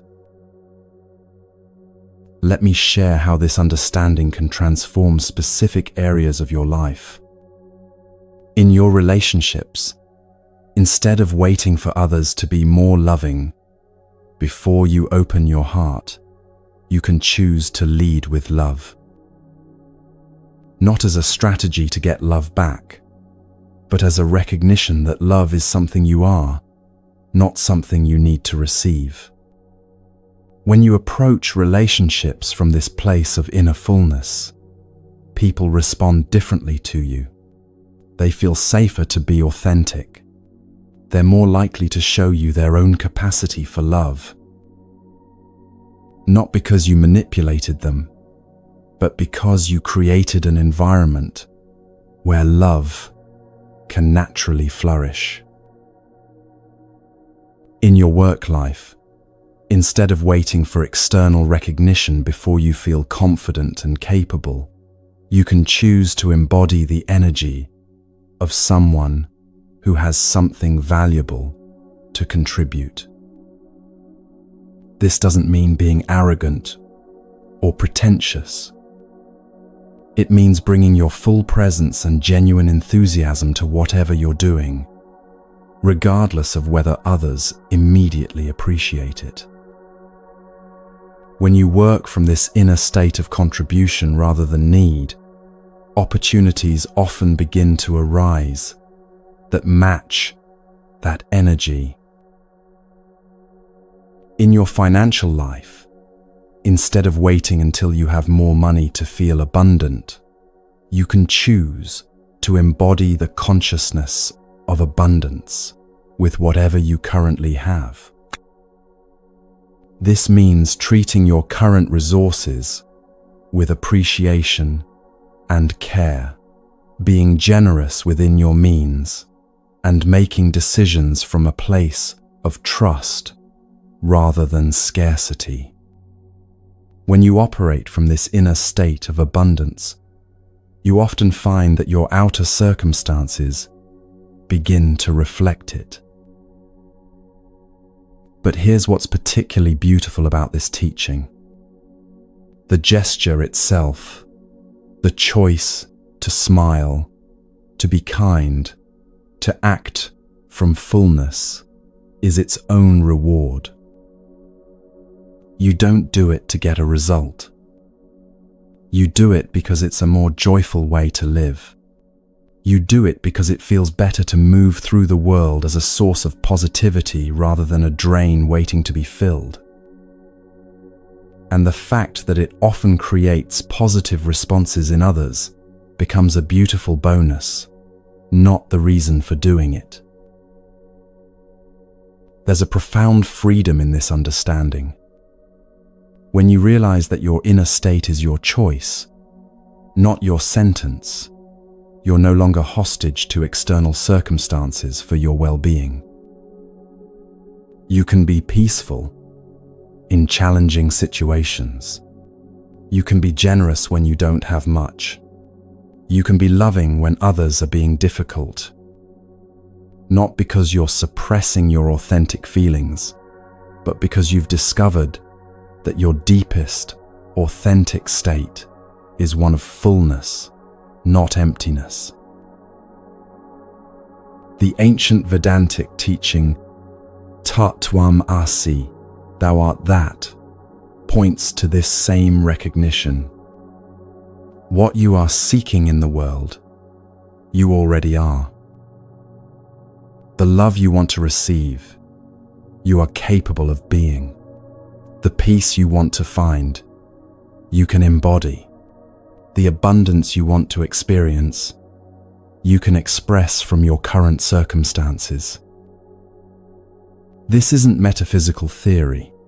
It's practical wisdom about how to live with maximum aliveness and minimum suffering. But let's address the resistance that often arises when people first encounter this teaching. But what if I'm going through something really difficult? What if I'm facing genuine hardship? Are you saying I should just pretend everything is fine? Not at all. This teaching isn't about denying difficult circumstances or suppressing authentic emotions. It's about recognizing that even in the midst of challenge, you have a choice about how you relate to what's happening. You can meet difficulty with presence rather than resistance. You can face uncertainty with curiosity rather than panic. You can respond to hardship with dignity rather than bitterness. When you choose these more conscious responses, you often find that difficult situations resolve more quickly and with less additional suffering. Not because you positive thought your way out of them, but because you stopped adding the extra layer of mental and emotional struggle on top of whatever was already challenging. You worked with reality rather than fighting it. There's another aspect of this teaching that's particularly relevant in our interconnected world. Every interaction you have is an opportunity to contribute to the collective consciousness of humanity. When you choose to respond to difficulty with wisdom rather than reactivity, you're not just helping yourself. You're adding a note of sanity to the global conversation. You're demonstrating that it's possible to remain centered in chaos, kind in conflict, peaceful in uncertainty. The world desperately needs people who understand that their inner state is their gift to the collective. In a time when reactive unconsciousness spreads so quickly through social media and mass communication, choosing to embody presence, wisdom, and compassion becomes a form of service. Your smile doesn't just change your immediate environment, it ripples out into the fabric of human consciousness itself. This is why waiting for the world to improve before you feel free is like waiting for silence to begin your song. The song is what creates the silence, not the other way around. Your freedom is what creates the conditions for others to feel free, not something you wait to receive from a freer world. The Buddha taught that this principle operates at the most fundamental level of existence. Consciousness doesn't just observe reality, it participates in creating it. This doesn't mean you can think your way into any outcome you want. It means that the quality of consciousness you bring to any situation becomes part of that situation and influences how it unfolds. When you understand this deeply, you begin to take responsibility for your inner state, not as a burden, but as a creative opportunity. You realize that every moment offers you a choice. Will you contribute chaos or peace to this situation? Will you add fear or love to this interaction? Will you bring the energy of lack or fullness to this experience? These choices don't just affect you personally. They affect everyone you encounter and everything you touch. Your inner state becomes part of the atmosphere, part of the field, part of the reality that others experience when they're around you. This is both a tremendous responsibility and a tremendous gift. It means that you have more power to influence your experience of life than you might have imagined. But it also means that this power comes with the responsibility to use it consciously, to recognize that your inner state matters not just to you, but to the world. As we sit here together, in this moment, you have an opportunity to experience this principle directly. Instead of waiting for something in your external circumstances to give you permission to feel peaceful, see if you can choose peace as your contribution to this moment. Not because everything in your life is perfect, but because peace is something you can offer rather than something you need to receive. Notice how this choice feels different from trying to feel peaceful. When you choose peace as a gift you're giving to the moment, there's no strain in it, no effort to maintain it. It's simply a recognition of what's already available, what you can access anytime you remember that your inner state is your choice, not your sentence. So the next time you find yourself waiting for the world to smile at you first, remember this truth.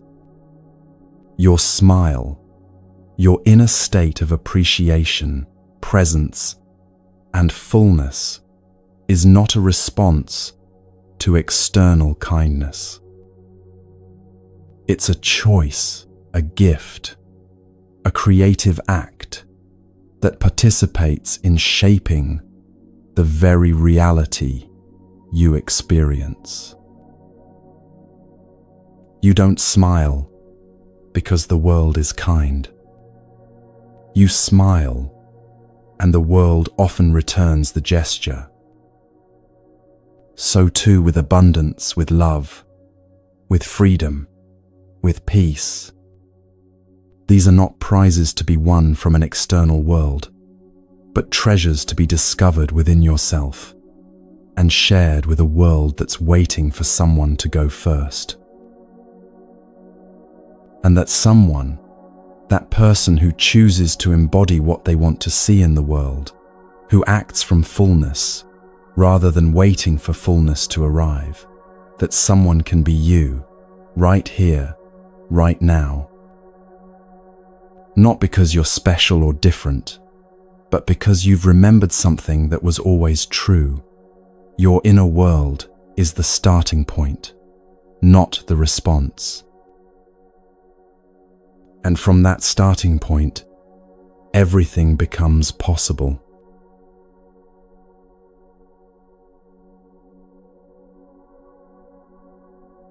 There's a tendency we all have that keeps us perpetually on the sidelines of our own lives. It's the tendency to wait for silence before we begin our song, to wait for proof before we believe, to wait for evidence before we have faith, to wait for external validation before we trust our inner knowing. But here's what this waiting costs us. Everything. While we're waiting for the perfect moment, the perfect conditions, the perfect proof that it's safe to step into our fullness, life continues to unfold without our full participation. We become spectators to our own existence, always preparing to live, but never quite living. To wait until you are free to feel free is like waiting for silence to begin your song. But silence doesn't create music. Music creates silence by giving it meaning. In the same way, you don't become free by waiting for freedom to arrive. You become free by acting as if you already are, and in that acting, you discover the freedom that was always available. The Buddha understood this principle so deeply that he made it the foundation of his noble eightfold path. The very first step is right view, sama ditthi in Sanskrit. Right view doesn't mean having the correct opinions or believing the right things. It means seeing clearly, without needing external proof to validate what you see. It means trusting your capacity to recognize truth directly, immediately, without waiting for the world to confirm your perceptions. Most of us have been trained in the opposite approach. We've learned to say, "Show me, and I'll believe." We've been taught that wisdom comes from gathering enough evidence, enough external validation, enough proof that it's safe to trust our experience. But this approach keeps us forever dependent on external authority for our inner knowing. The language of "show me and I'll believe" is the language of delay. It's the language of postponement. It's the language of waiting for permission from the outside world to trust what we already know on the inside. But there's another language available to us, the language of creation, which says, "I believe, and therefore I see." This isn't about blind faith or wishful thinking. This is about recognizing that belief, real belief, not just intellectual agreement, is actually a way of seeing. When you truly believe something is possible, you begin to notice opportunities and resources that were invisible to you before. When you truly believe in your own worth, you start to attract experiences that reflect that worth. When you truly believe in your capacity for peace, you begin to find peace available in places where you couldn't see it before.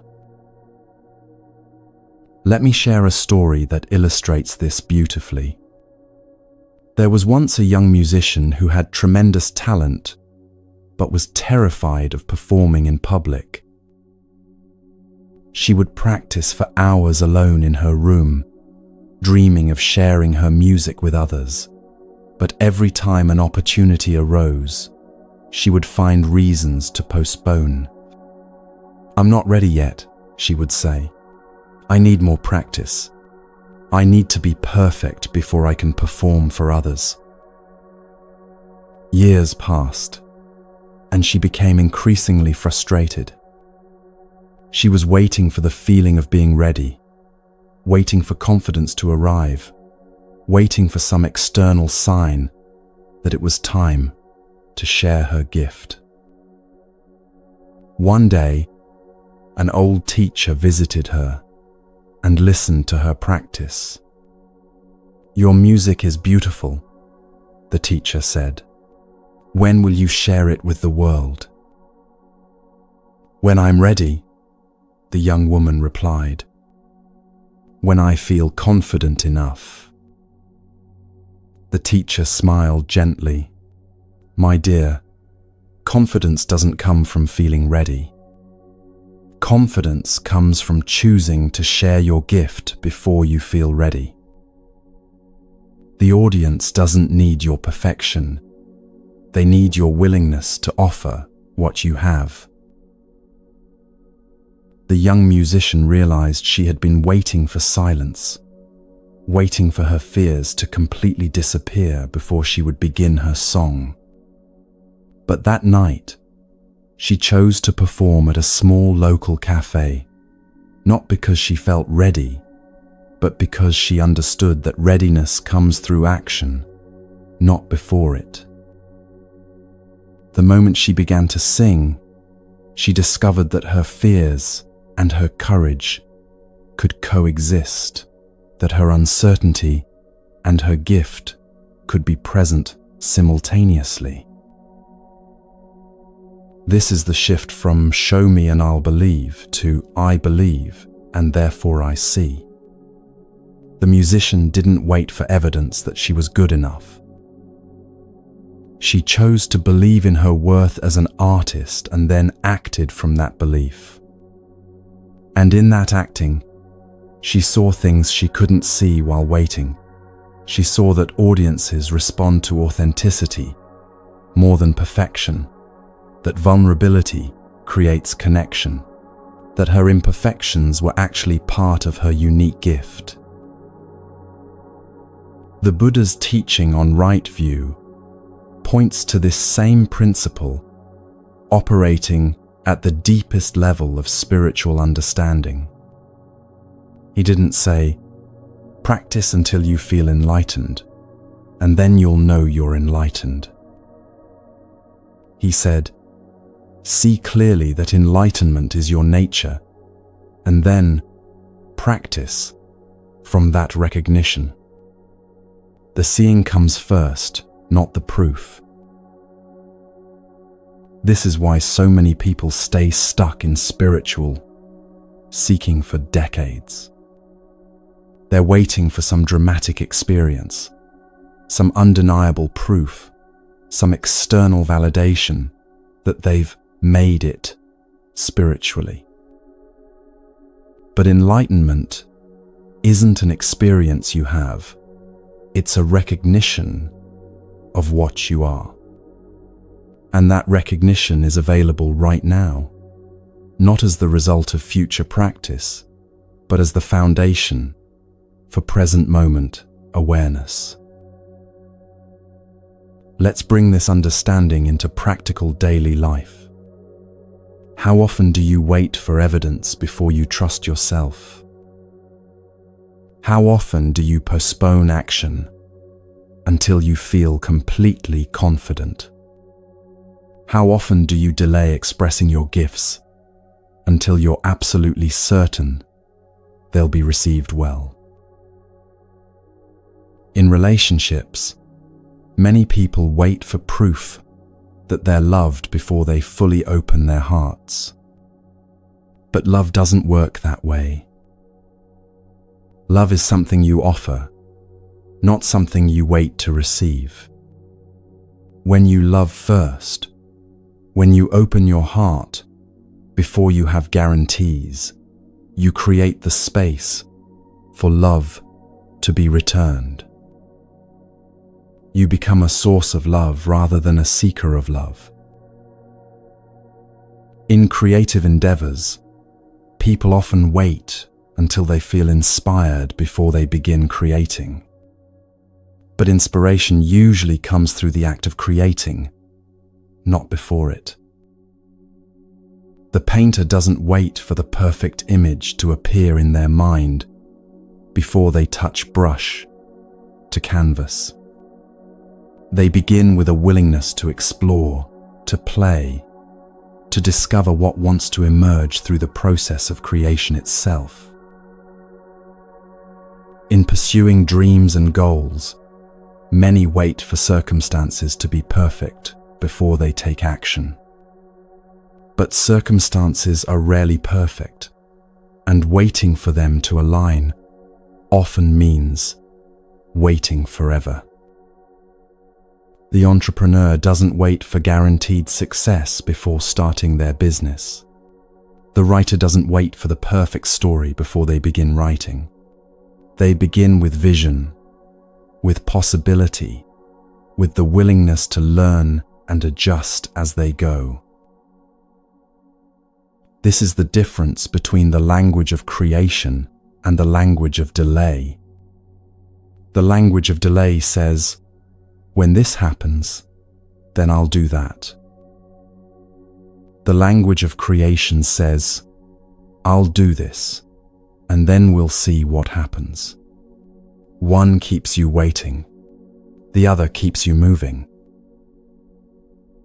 The Buddha's teaching on right view reveals that this principle operates at the most fundamental level of perception itself. What you believe to be possible shapes what you're able to see. What you believe to be true influences what experiences become available to you. Not in some magical way that overrides reality, but in very practical ways that determine where you place your attention, what opportunities you notice, and what actions you're willing to take. There's a famous experiment in psychology where people are asked to watch a video of basketball players and count how many times the players in white pass the ball. While they're focused on counting, a person in a gorilla suit walks right through the middle of the game. Most people don't see the gorilla at all, even though it's clearly visible for several seconds. Their belief about what they're supposed to be looking for determines what they're able to see. This same principle operates in every area of life. If you believe that opportunities are scarce, you'll notice scarcity everywhere and miss the abundance that's actually available. If you believe that people are fundamentally untrustworthy, you'll focus on evidence that confirms this belief and overlook the kindness and generosity that surrounds you. If you believe that you're not capable of achieving your dreams, you'll notice every obstacle and discount every possibility.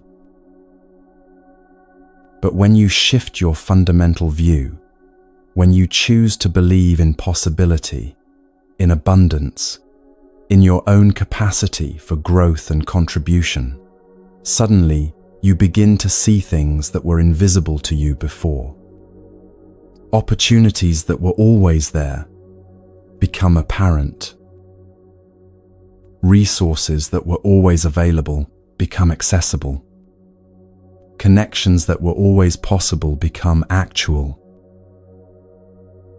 This is what the Buddha meant by right view. It's not about believing the right things in some dogmatic sense.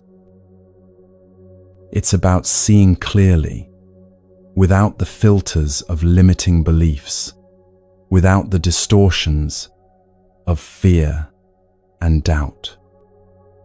It's about recognizing that what you take to be objective reality is actually shaped by the consciousness through which you perceive it.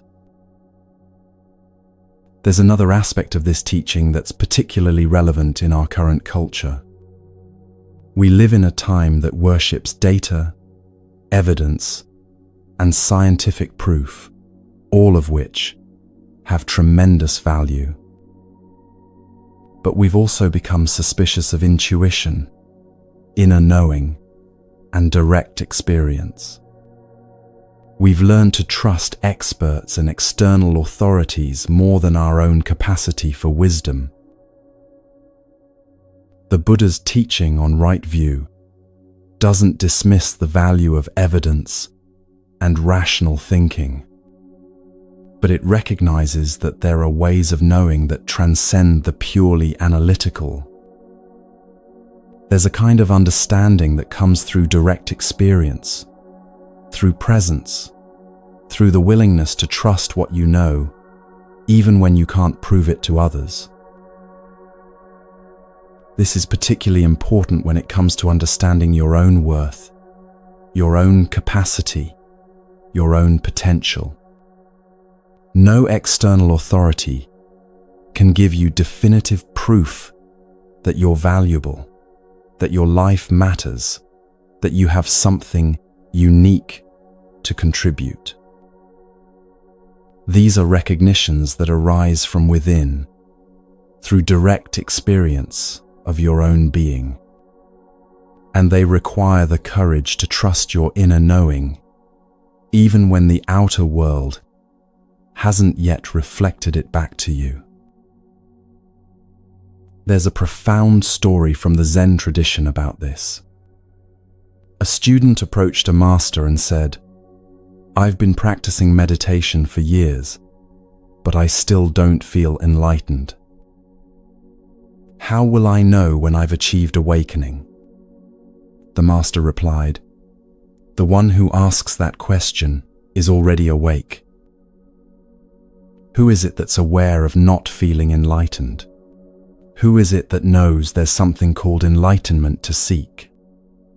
The very awareness that can observe the search is what you're searching for."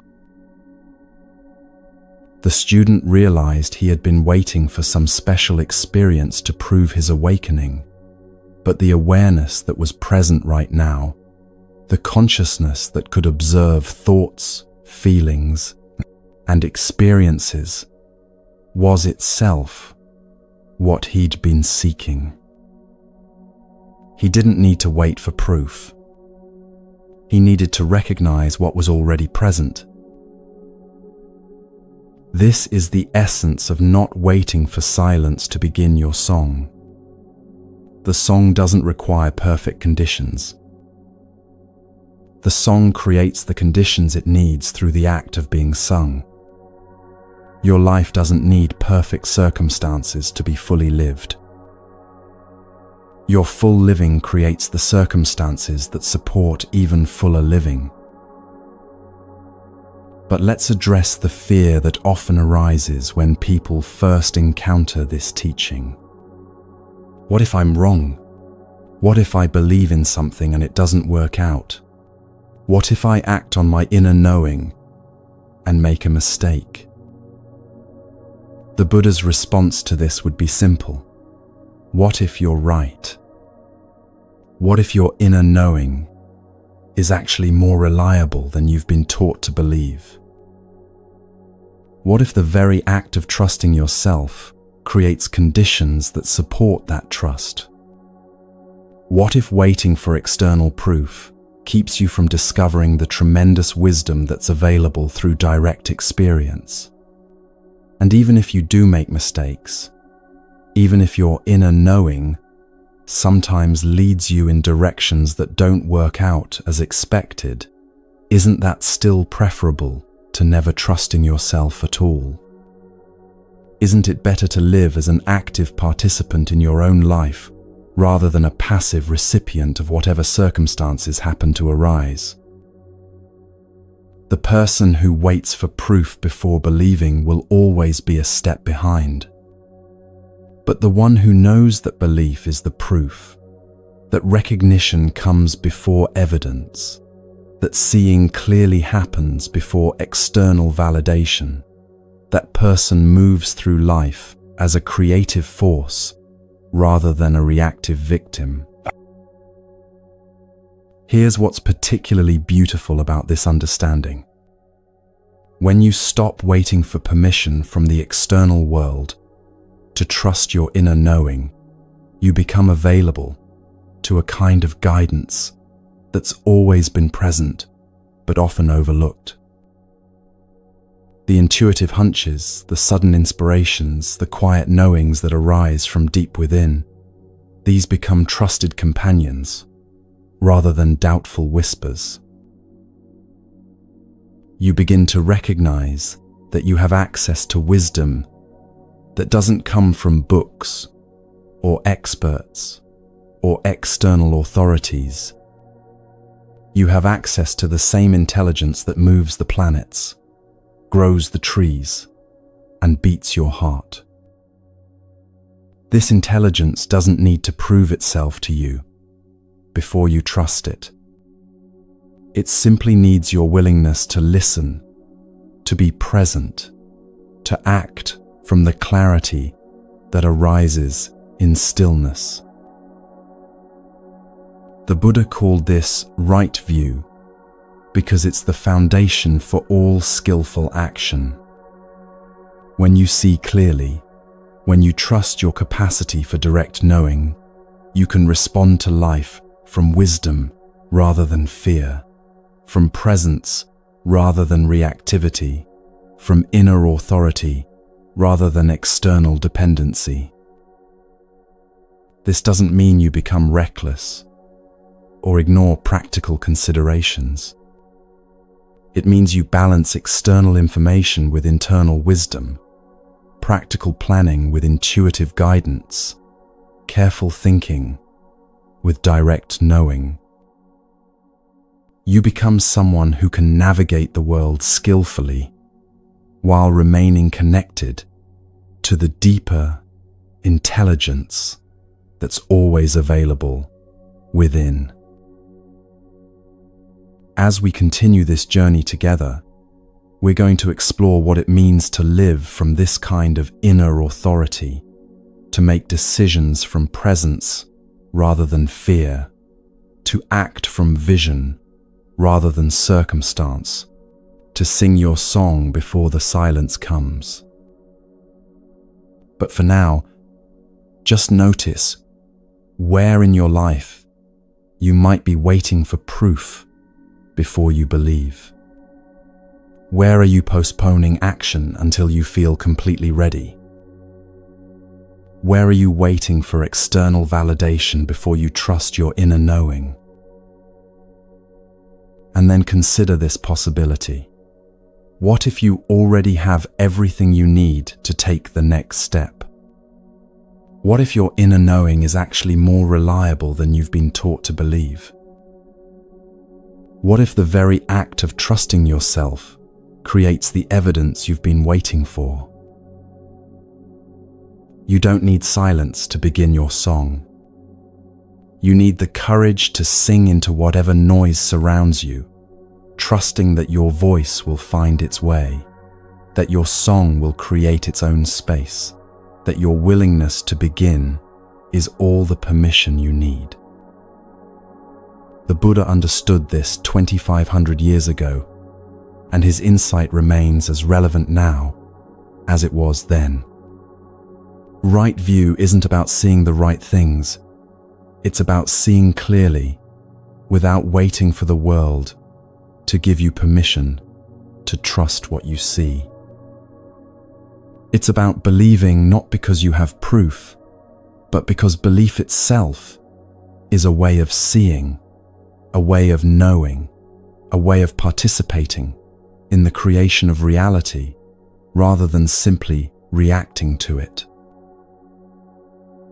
So sing your song not because the silence has arrived, but because the song itself creates the silence it needs. Act from your knowing, not because you have guarantees, but because action from inner wisdom creates its own validation. Live from your truth, not because the world has confirmed it, but because living truthfully is the only way truth can be confirmed.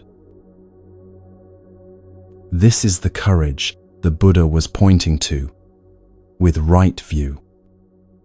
The courage to see clearly and act from that seeing, regardless of external proof. The courage to believe and therefore see, rather than waiting to see before you believe. The courage to sing your song into whatever silence or noise surrounds you, trusting that the act of singing is its own justification, its own proof, its own perfect and complete expression of what it means to be fully alive.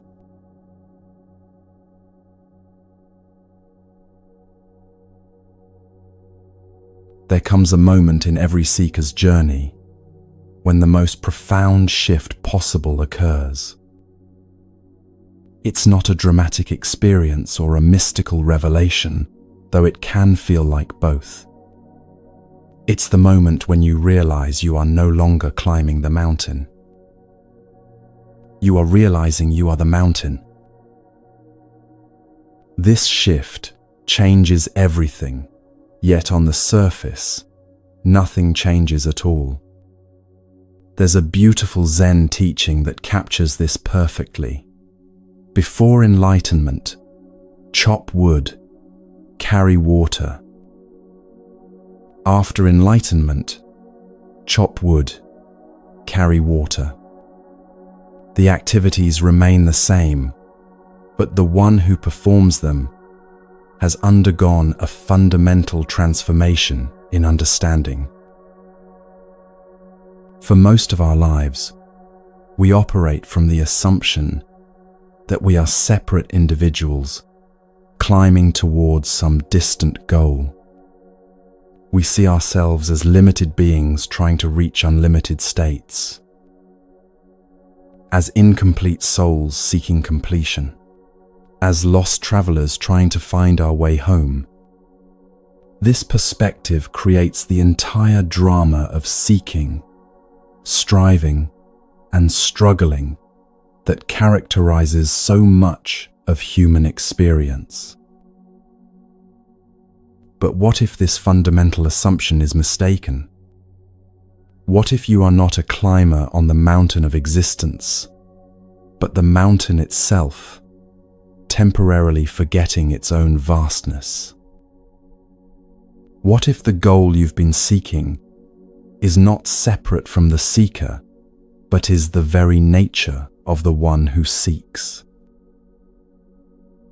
This recognition doesn't come through more effort, more practice, or more knowledge. It comes through a simple shift in perspective, like suddenly recognizing that what you thought was a rope in the dim light was actually a snake, or what you thought was a snake was actually a rope. The facts on the ground don't change, but your entire relationship to them transforms completely. Let me share a story that illustrates this beautifully. There was once a wave that spent its entire existence trying to reach the ocean. It would rise as high as it could, stretch as far as possible, always believing that somewhere ahead lay the vast ocean it longed to join. The wave would look at other waves and feel envious of those that seemed closer to their oceanic destination. It would crash against shores with tremendous effort, always hoping that this time, this crash would finally deliver it to the ocean of its dreams. One day, exhausted from all its seeking, the wave became very still. In that stillness, something dawned on it with perfect clarity. It had never been separate from the ocean for even one moment. Every drop of its being was already ocean. Every movement it had ever made was the ocean moving. Every moment of seeking the ocean had been the ocean seeking itself. The wave realized it wasn't trying to reach the ocean. It was the ocean temporarily taking the form of a wave. This is the shift from climbing to being, from seeking the mountain to recognizing that you are the mountain. From trying to reach enlightenment to understanding that enlightenment is your very nature, temporarily appearing to itself as someone seeking enlightenment. The Buddha pointed to this recognition when he taught about Buddha nature, the understanding that what you are seeking, you already are. Not as a potential to be developed, but as a present reality to be recognized. The mountain doesn't need to climb itself to reach its peak. It simply needs to recognize that it is already the peak, the slope, the base, and the entire geological foundation. But let's bring this understanding down from the realm of metaphor into the practical reality of daily life. What does it mean to live from the recognition that you are the mountain rather than the climber? First, it means understanding that reality is not a linear path, but a field of infinite possibilities. When you think of yourself as a climber, you imagine that there's only one route to the top, one correct way to reach your goals, one proper sequence of steps to achieve fulfillment. But when you recognize yourself as the mountain, you see that every possible path exists simultaneously. Every version of yourself, the confident one, the peaceful one, the creative one, the loving one, already exists within the vast field of your being. This shift eliminates the anxiety of linear time. You no longer worry about being behind schedule or missing opportunities, because you understand that in the timeless dimension of your being, every possibility is eternally present. The version of yourself that has everything you desire isn't somewhere in the future waiting to be reached. It exists right now in the infinite field of potential that you are. Let me illustrate this with something you can experience directly. Right now, as you listen to these words, there's a part of you that feels peaceful. You don't have to create this peace or work toward it or earn it. You simply have to recognize that it's already present, already accessible, already part of your nature. Peace isn't something you climb toward. It's something you are, temporarily appearing to yourself as someone seeking peace. The same is true for every quality you've ever desired. Confidence, love, creativity, wisdom, abundance, these aren't distant peaks to be climbed. They're already present in the vast field of your being, waiting not to be achieved, but to be recognized and expressed. This understanding completely transforms how you approach goals and dreams. Instead of asking, "How can I become confident?" you ask, "How can I express the confidence that's already here?" Instead of seeking love from others, you explore, "How can I share the love that I am?" Instead of trying to find your purpose, you investigate, "How can I express the unique essence that's already complete within me?" The Zen teaching about chopping wood and carrying water points to something profound about this shift. When you recognize that you are the mountain rather than the climber, you don't suddenly transcend ordinary life. You don't float above daily responsibilities or become too spiritual for practical concerns. You still chop wood and carry water. You still go to work, pay bills, have conversations, face challenges. But the quality of presence you bring to these activities transforms completely. Before the recognition, you chop wood to get warm, carry water to quench thirst. After the recognition, you chop wood as an expression of the completeness you are, carry water as a celebration of the fullness that moves through you. The actions remain the same, but they become expressions of being rather than attempts to become. This shift affects every relationship in your life.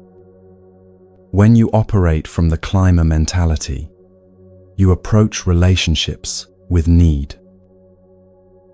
You look for others to validate your worth, to fill your emptiness, to help you reach the emotional peaks you believe you lack. But when you recognize yourself as the mountain, you approach relationships from fullness. You no longer need others to complete you, because you understand that completeness is your nature. Instead, you can appreciate others for who they are, rather than what they can give you. Your work life transforms as well. Instead of climbing the career ladder to prove your worth, you express your worth through whatever work you do. Instead of seeking success to fill an inner void, you bring your fullness to whatever you create. Success becomes not something you chase, but something you embody, not a destination you reach, but a quality of presence you bring to the journey itself. There's a beautiful story from the Tibetan tradition that illustrates this understanding. A student spent years meditating in a cave, seeking enlightenment through intense spiritual practice. One day, a simple village woman passed by his cave carrying water from the river. She noticed him sitting in meditation and asked what he was doing. "I'm seeking enlightenment," he replied with great seriousness. "I've been practicing for years to achieve the highest spiritual realization." The woman set down her water jug and laughed gently. "My dear friend, what you're seeking is looking for you through your own eyes. What you're trying to achieve is trying to achieve you through your own efforts. The mountain you're climbing to reach is the mountain you're sitting on right now." In that moment, the student realized that his years of seeking had been the enlightenment seeking itself. His meditation practice hadn't been a method to reach some distant goal. It had been enlightenment expressing itself as spiritual practice. He wasn't a separate being trying to reach unity. He was unity, temporarily appearing to itself as someone seeking unity. This recognition is available to everyone in every moment. You don't need years of meditation or special spiritual experiences. You simply need to recognize what's already here, what's already true, what's already complete about your existence. The field of infinite possibilities that you are contains every version of yourself simultaneously. The wise you, the foolish you, the confident you, the uncertain you, the loving you, the fearful you, all of these exist right now in the timeless dimension of your being. They're not different people you might become in the future. They're different expressions of the one consciousness you are, available to be embodied in any moment you choose to recognize them. This understanding eliminates the concept of wasted time. Every moment you've spent seeking, every effort you've made to improve yourself, every struggle you've endured, all of it has been the mountain exploring its own vastness. There have been no mistakes, no detours, no wrong turns. There has only been consciousness appearing to itself in countless forms, each one perfect in its own expression. Even your current challenges and limitations are part of this perfection. The mountain doesn't reject its rocky outcroppings or wish away its steep faces. These apparent obstacles are part of what makes the mountain magnificent, part of what gives it character and depth. In the same way, your struggles and imperfections aren't things to be transcended. They're part of the unique landscape of your being.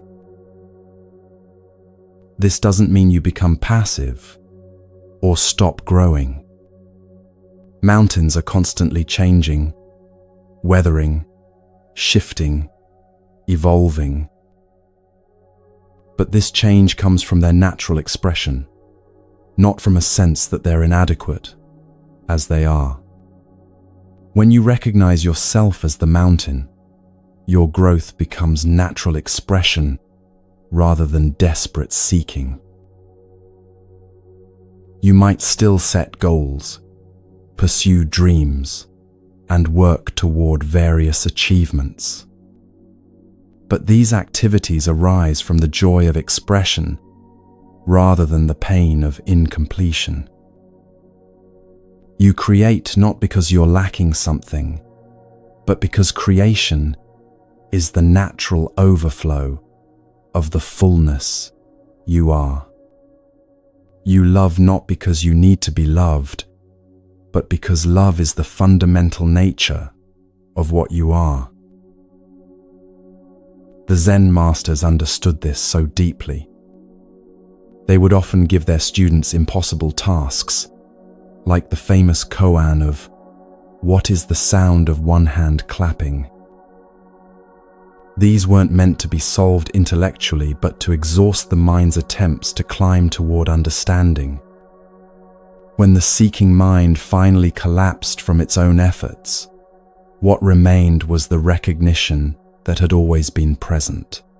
The one who was seeking was what was being sought. This is why enlightenment is often described as both the most extraordinary and the most ordinary thing possible. Extraordinary because it completely revolutionizes your understanding of who and what you are. Ordinary because it changes nothing about your actual nature. It simply recognizes what was always true.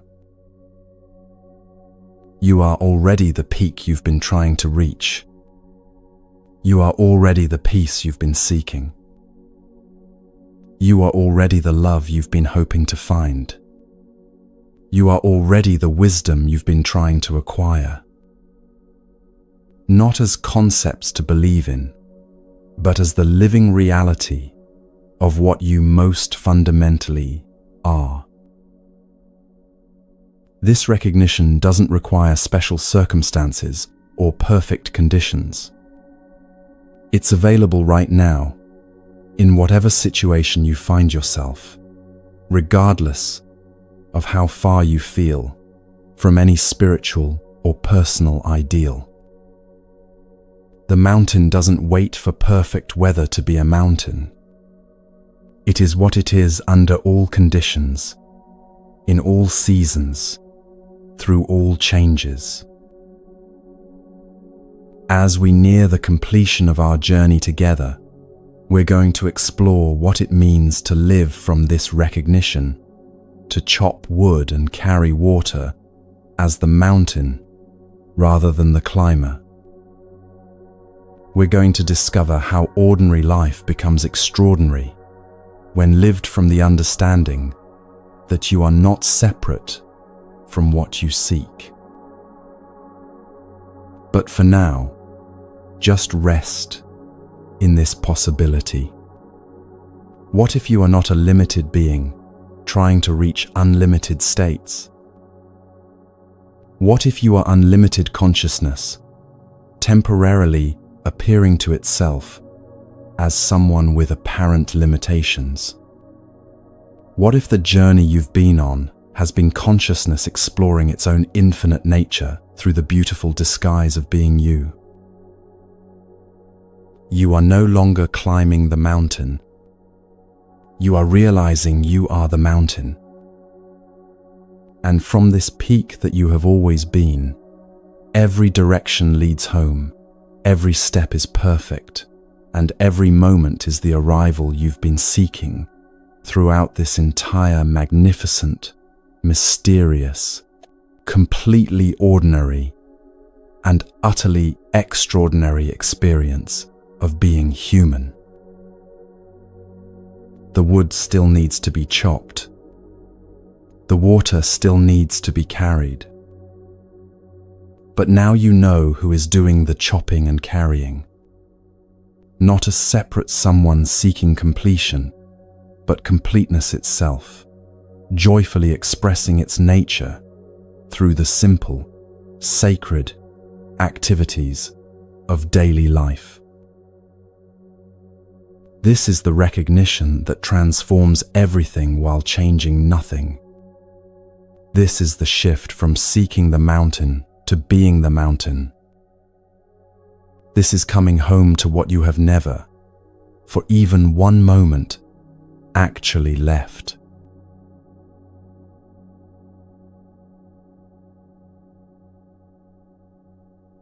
There's something about water that teaches us one of life's most essential lessons if we're willing to pay attention. Try to grasp water in your hands, and you'll discover something both frustrating and profound. The harder you squeeze, the more it escapes. The tighter your grip, the faster it slips through your fingers. But cup your hands gently, and water will rest there peacefully, available for whatever purpose you need. This simple truth about water reveals something fundamental about how life itself works. The more you try to force outcomes, the more they seem to elude you. The more desperately you chase happiness, the more it retreats. The more urgently you demand that people love you, the more they pull away. The more you insist that circumstances align with your desires, the more chaotic everything becomes. But when you learn to hold life lightly, when you can want something without grasping it, pursue dreams without demanding them, love people without possessing them, something magical begins to happen. Life starts to flow toward you instead of away from you. Opportunities arise naturally. Relationships deepen organically. Solutions appear in ways you could never have orchestrated through force. The Buddha understood this principle so deeply that he made it the heart of his third noble truth. He taught that freedom from suffering comes not through getting what we want, but through releasing our attachment to needing things to be different than they are. This teaching, called Nirodha in Sanskrit, points to a radical shift in how we relate to desire, to outcomes, and to life itself. But let's be clear about what this doesn't mean. Surrender doesn't mean becoming passive, giving up on your dreams, or accepting harmful situations without response. True surrender is not resignation or defeat. It's something far more intelligent and powerful. It's the art of aligning yourself with life's deeper rhythm instead of fighting against it. Think of a skilled dancer. They don't force the music to conform to their movements. Instead, they listen so deeply to the rhythm that their movements become a natural expression of what they hear. They surrender to the music, and in that surrender, they find a freedom of expression that would be impossible through forcing. This is the kind of surrender that leads not to powerlessness, but to a different kind of power entirely. There's an ancient Taoist story that illustrates this beautifully. A master swordsman was challenged by a younger, stronger opponent who was known for his aggressive fighting style. When the match began, the young warrior attacked with tremendous force, swinging his sword with all his might. But the master seemed to barely move. He would step aside at the last possible moment, allowing his opponent's force to carry him past. He would yield just enough to let the attack flow by harmlessly, then gently redirect that energy back toward his opponent. The harder the young man fought, the more exhausted he became. The more force he used, the more that force was turned against him. Finally, completely depleted, he collapsed. The master had won without striking a single aggressive blow, simply by understanding how to work with force rather than against it. This is the essence of what the Buddha taught about non-attachment. It's not about becoming indifferent to outcomes or caring about nothing. It's about learning to engage with life fully while holding your preferences lightly. It's about pursuing your goals with enthusiasm while remaining unattached to any specific result. It's about loving people deeply while allowing them the freedom to be exactly who they are. Let me share how this principle plays out in the most practical areas of daily life. Consider your relationships.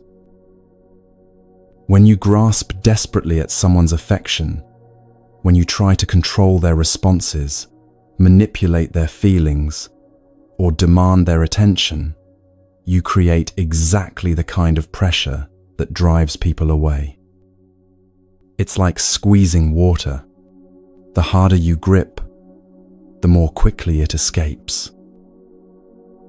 But when you can love someone without needing to possess them, when you can appreciate them without demanding that they fulfill your expectations, when you can be present with them without agenda, that's when real intimacy becomes possible. People feel safe to be authentic around you because they sense that your love for them isn't conditional on their performance. They feel free to come closer because they know you won't grasp them once they do.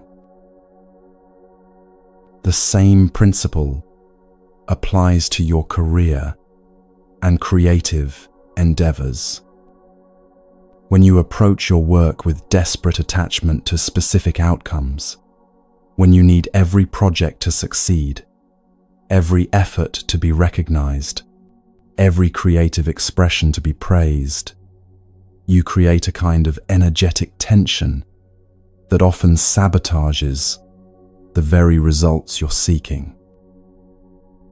But when you can give your best effort while remaining unattached to how it's received, when you can pour your heart into your work while releasing control over its reception, when you can create from joy rather than need, that's when your authentic power can flow freely.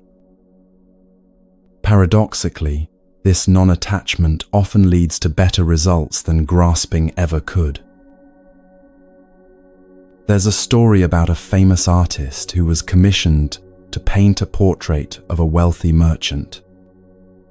The merchant was very specific about how he wanted to be portrayed, more handsome than he actually was, with certain unflattering features minimized.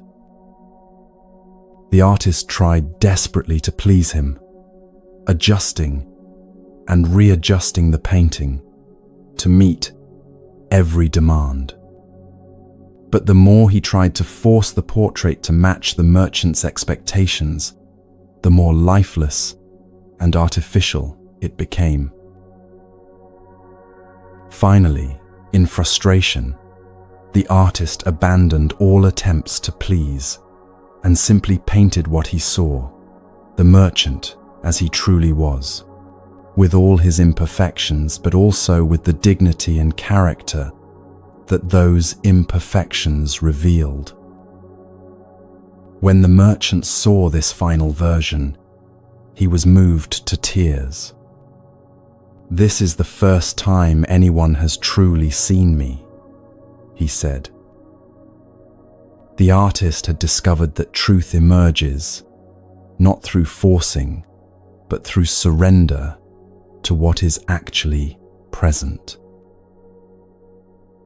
The Buddha's teaching on non-attachment reveals something profound about the nature of suffering itself. Most of our pain doesn't come from what happens to us. It comes from our resistance to what happens to us.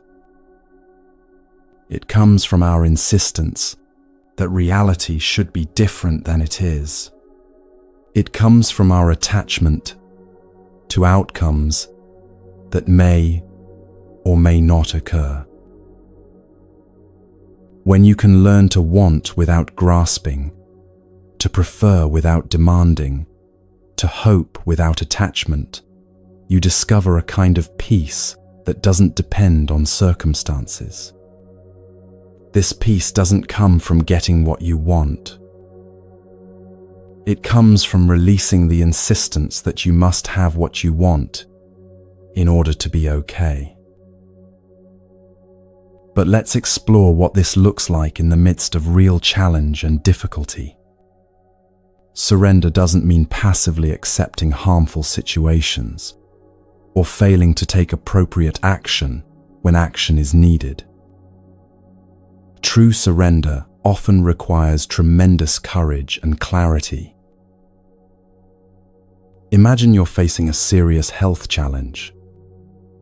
Surrender doesn't mean refusing medical treatment or pretending the illness doesn't exist. It means doing everything you can to support your healing while simultaneously releasing your attachment to any specific outcome.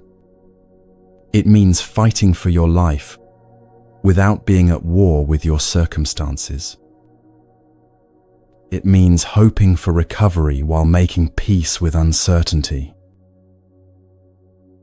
This kind of surrender requires a profound trust, not a blind faith that everything will work out as you want it to, but a deeper trust in the intelligence of life itself. It's trusting that whatever arises, you have the capacity to meet it with presence and wisdom. It's trusting that even if things don't go according to your plan, there's a larger pattern at work that you may not be able to see from your current perspective. There's a beautiful Zen story about a farmer whose horse ran away. His neighbors came to express their sympathy. "What terrible luck," they said. The farmer simply replied, "Maybe so, maybe not. We'll see." The next day, his horse returned, bringing with it a herd of wild horses. The neighbors came to congratulate him on his good fortune. "What wonderful luck," they exclaimed. Again, the farmer replied, "Maybe so, maybe not. We'll see." The following day, his son tried to ride one of the wild horses and broke his leg. The neighbors returned to offer condolences. "What terrible luck," they said again. "Maybe so, maybe not," the farmer responded. "We'll see." The next week, military officers came to draft young men for war, but they passed over the farmer's son because of his broken leg. Once again, The neighbors gathered, this time celebrating the good fortune. And once again the farmer simply said, "Maybe so, maybe not. We'll see." This story illustrates the profound wisdom of non-attachment. The farmer wasn't indifferent to what happened. He surely had preferences about his horse, his son's health, and the threat of war. But he had learned to hold all outcomes lightly, understanding that his limited perspective couldn't possibly grasp the full picture of how events would unfold over time. This kind of surrender requires a fundamental shift in how we understand control. Most of us have been taught to believe that we're responsible for making things happen, for forcing outcomes, for controlling circumstances through will and effort. But life reveals again and again that our actual control is much more limited than we imagine. What we can control is our response to what arises. We can control the quality of presence we bring to each moment. We can control whether we meet life with resistance or acceptance, with fear or love, with grasping or openness. And paradoxically, when we focus our energy on what we actually can control rather than what we cannot, we often find that life begins to flow more smoothly. The Buddha's third noble truth points to something even deeper than releasing attachment to outcomes. It points to the recognition that the one who is attached, the ego that grasps and demands and insists, is itself a kind of illusion. When you investigate deeply into who or what is doing the grasping, you often find that there's no solid, separate entity there at all. There's only awareness, only consciousness, only the open space in which experiences arise and pass away. And this awareness has never been attached to anything, has never grasped anything, has never needed anything to be different than it is. It simply observes, simply receives, simply allows everything to be exactly as it is in each moment. When you rest in this awareness, when you identify with the space of consciousness rather than the contents that arise within it, you discover a kind of peace that is completely unshakable. This peace doesn't depend on circumstances being pleasant. It doesn't require problems to be solved or desires to be fulfilled. It exists as the very nature of awareness itself, available in any moment you remember to rest there. But again, this doesn't make you passive or indifferent. From this place of non-attachment, action becomes more skillful, not less. You can respond to situations with clarity rather than reactivity. You can make decisions from wisdom rather than fear. You can engage with challenges from a place of centered presence rather than desperate grasping. There's a profound difference between giving up and letting go. Giving up contains an energy of defeat, of resignation, of collapsed hope.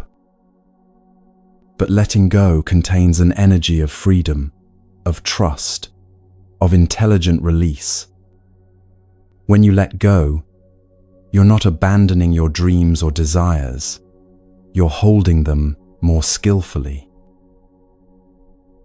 Think of it like learning to hold a bird.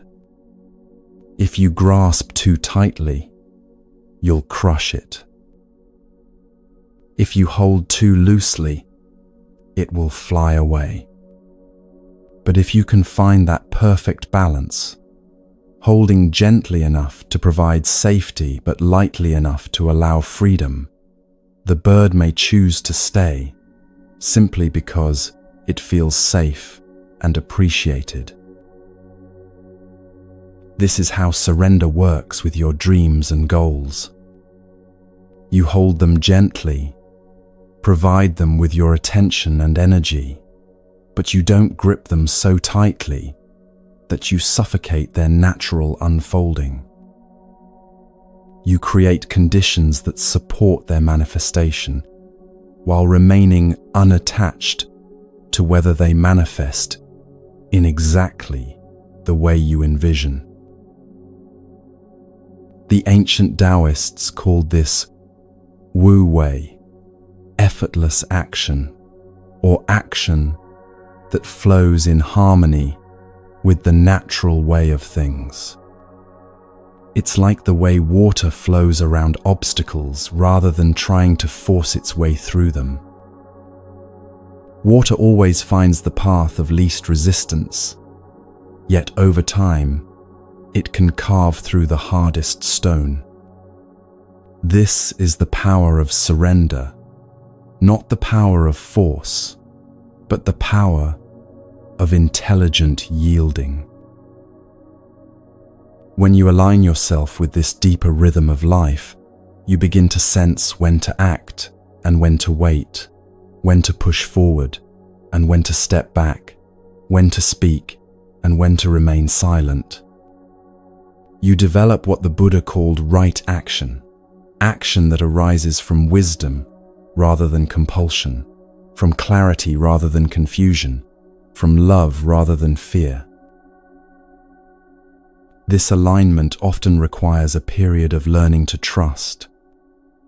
For those of us who have spent years trying to control outcomes through force and effort, surrender can initially feel terrifying.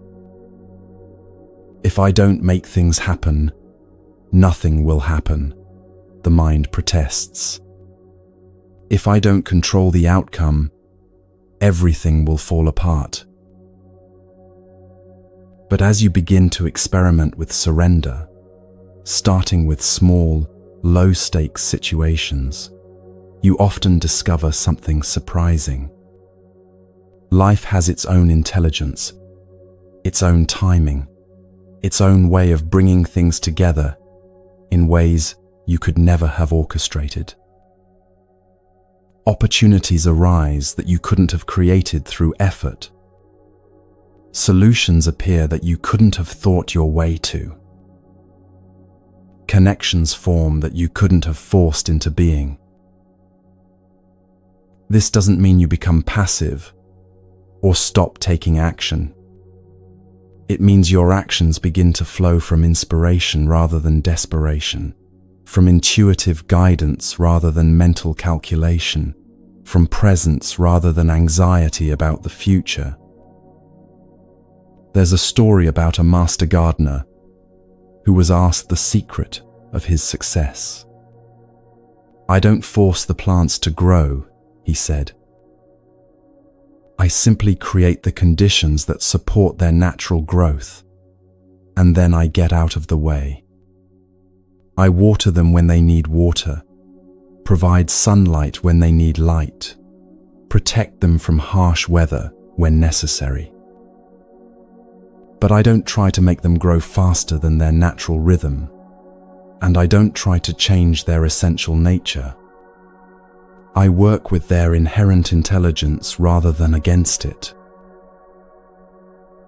This is the art of surrender in daily life. You create conditions that support what you want to flourish. You plant seeds through your actions, water them with your attention, provide them with the light of your positive intention. But then you trust the process, trust the timing, trust that life has its own intelligence about how things grow and develop. The Buddha's teaching about non-attachment doesn't ask you to stop caring about outcomes. It asks you to care about outcomes while simultaneously caring about something even deeper, the quality of presence and love you bring to whatever is happening right now. When you can care fully while grasping lightly, when you can hope deeply while accepting completely, you discover a way of living that is both fully engaged and completely peaceful.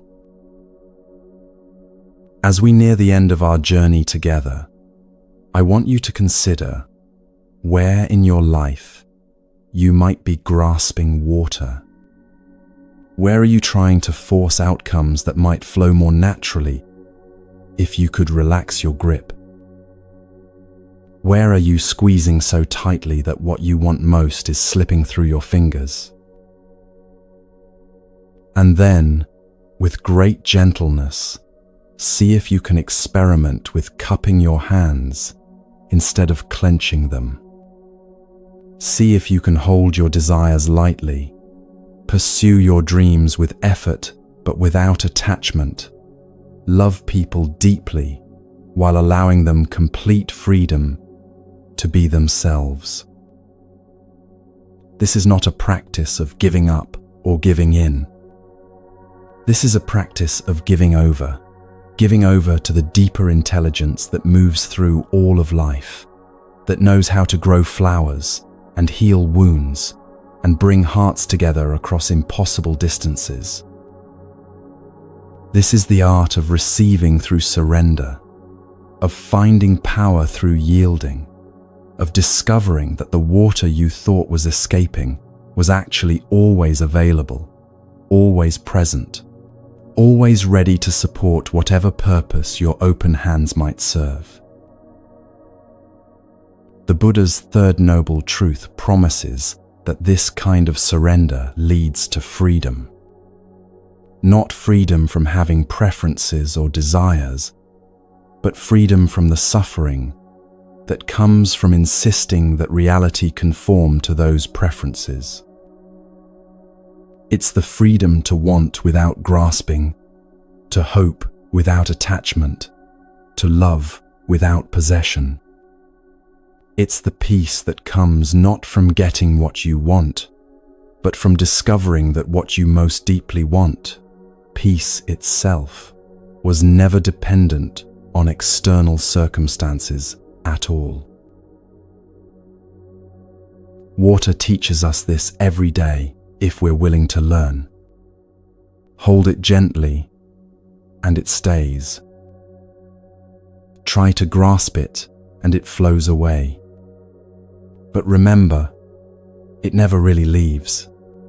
It simply finds another form, another path, another way to serve the endless circulation of life itself. And in that circulation, in that flow, in that constant movement between holding and releasing, we find the rhythm that leads us home to the peace we've been seeking all along.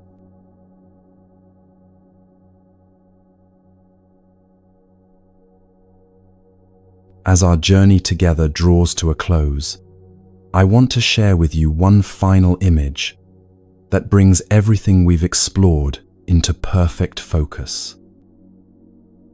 Imagine that you have a radio, and somewhere out there, in the vastness of space, your favorite station is broadcasting. The music is already playing. The signal is already transmitting. The frequency is already there, complete and whole, waiting for you to discover it. You don't need to create the station. You don't need to compose the music or generate the signal. You simply need to tune your radio to the right frequency, and suddenly, what was always there becomes available to your experience.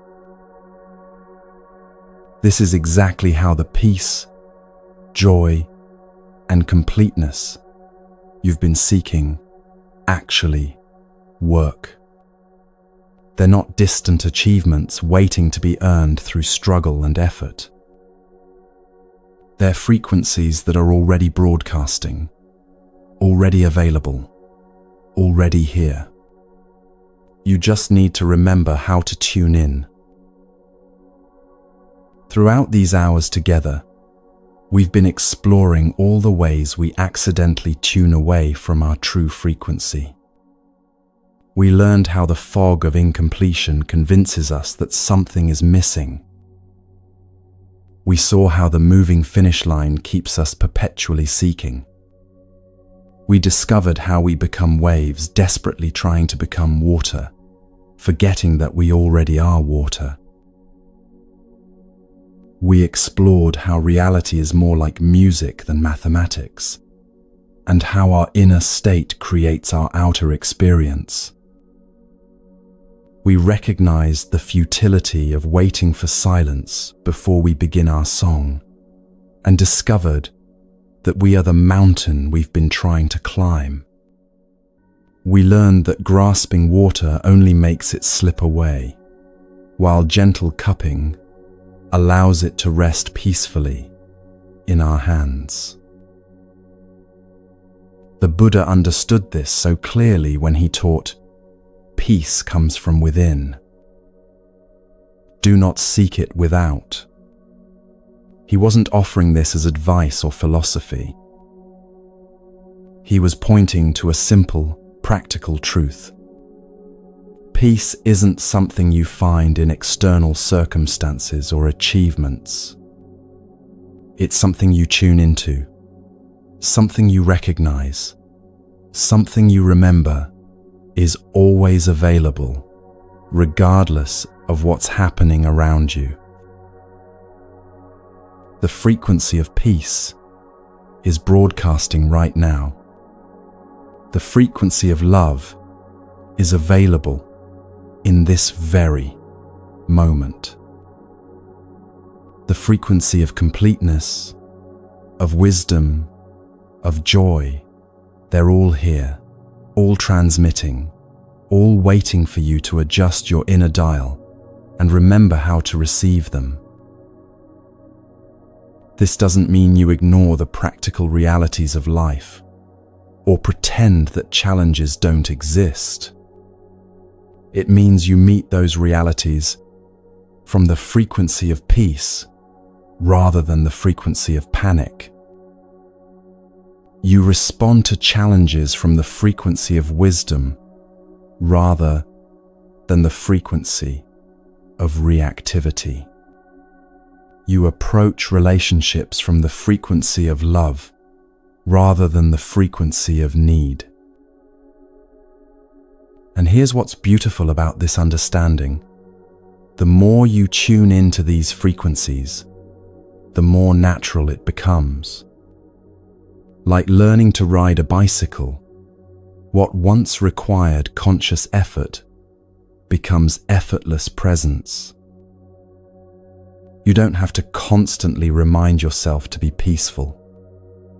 You simply remember that peace is your natural frequency, and you gently return to it whenever you notice you've drifted away.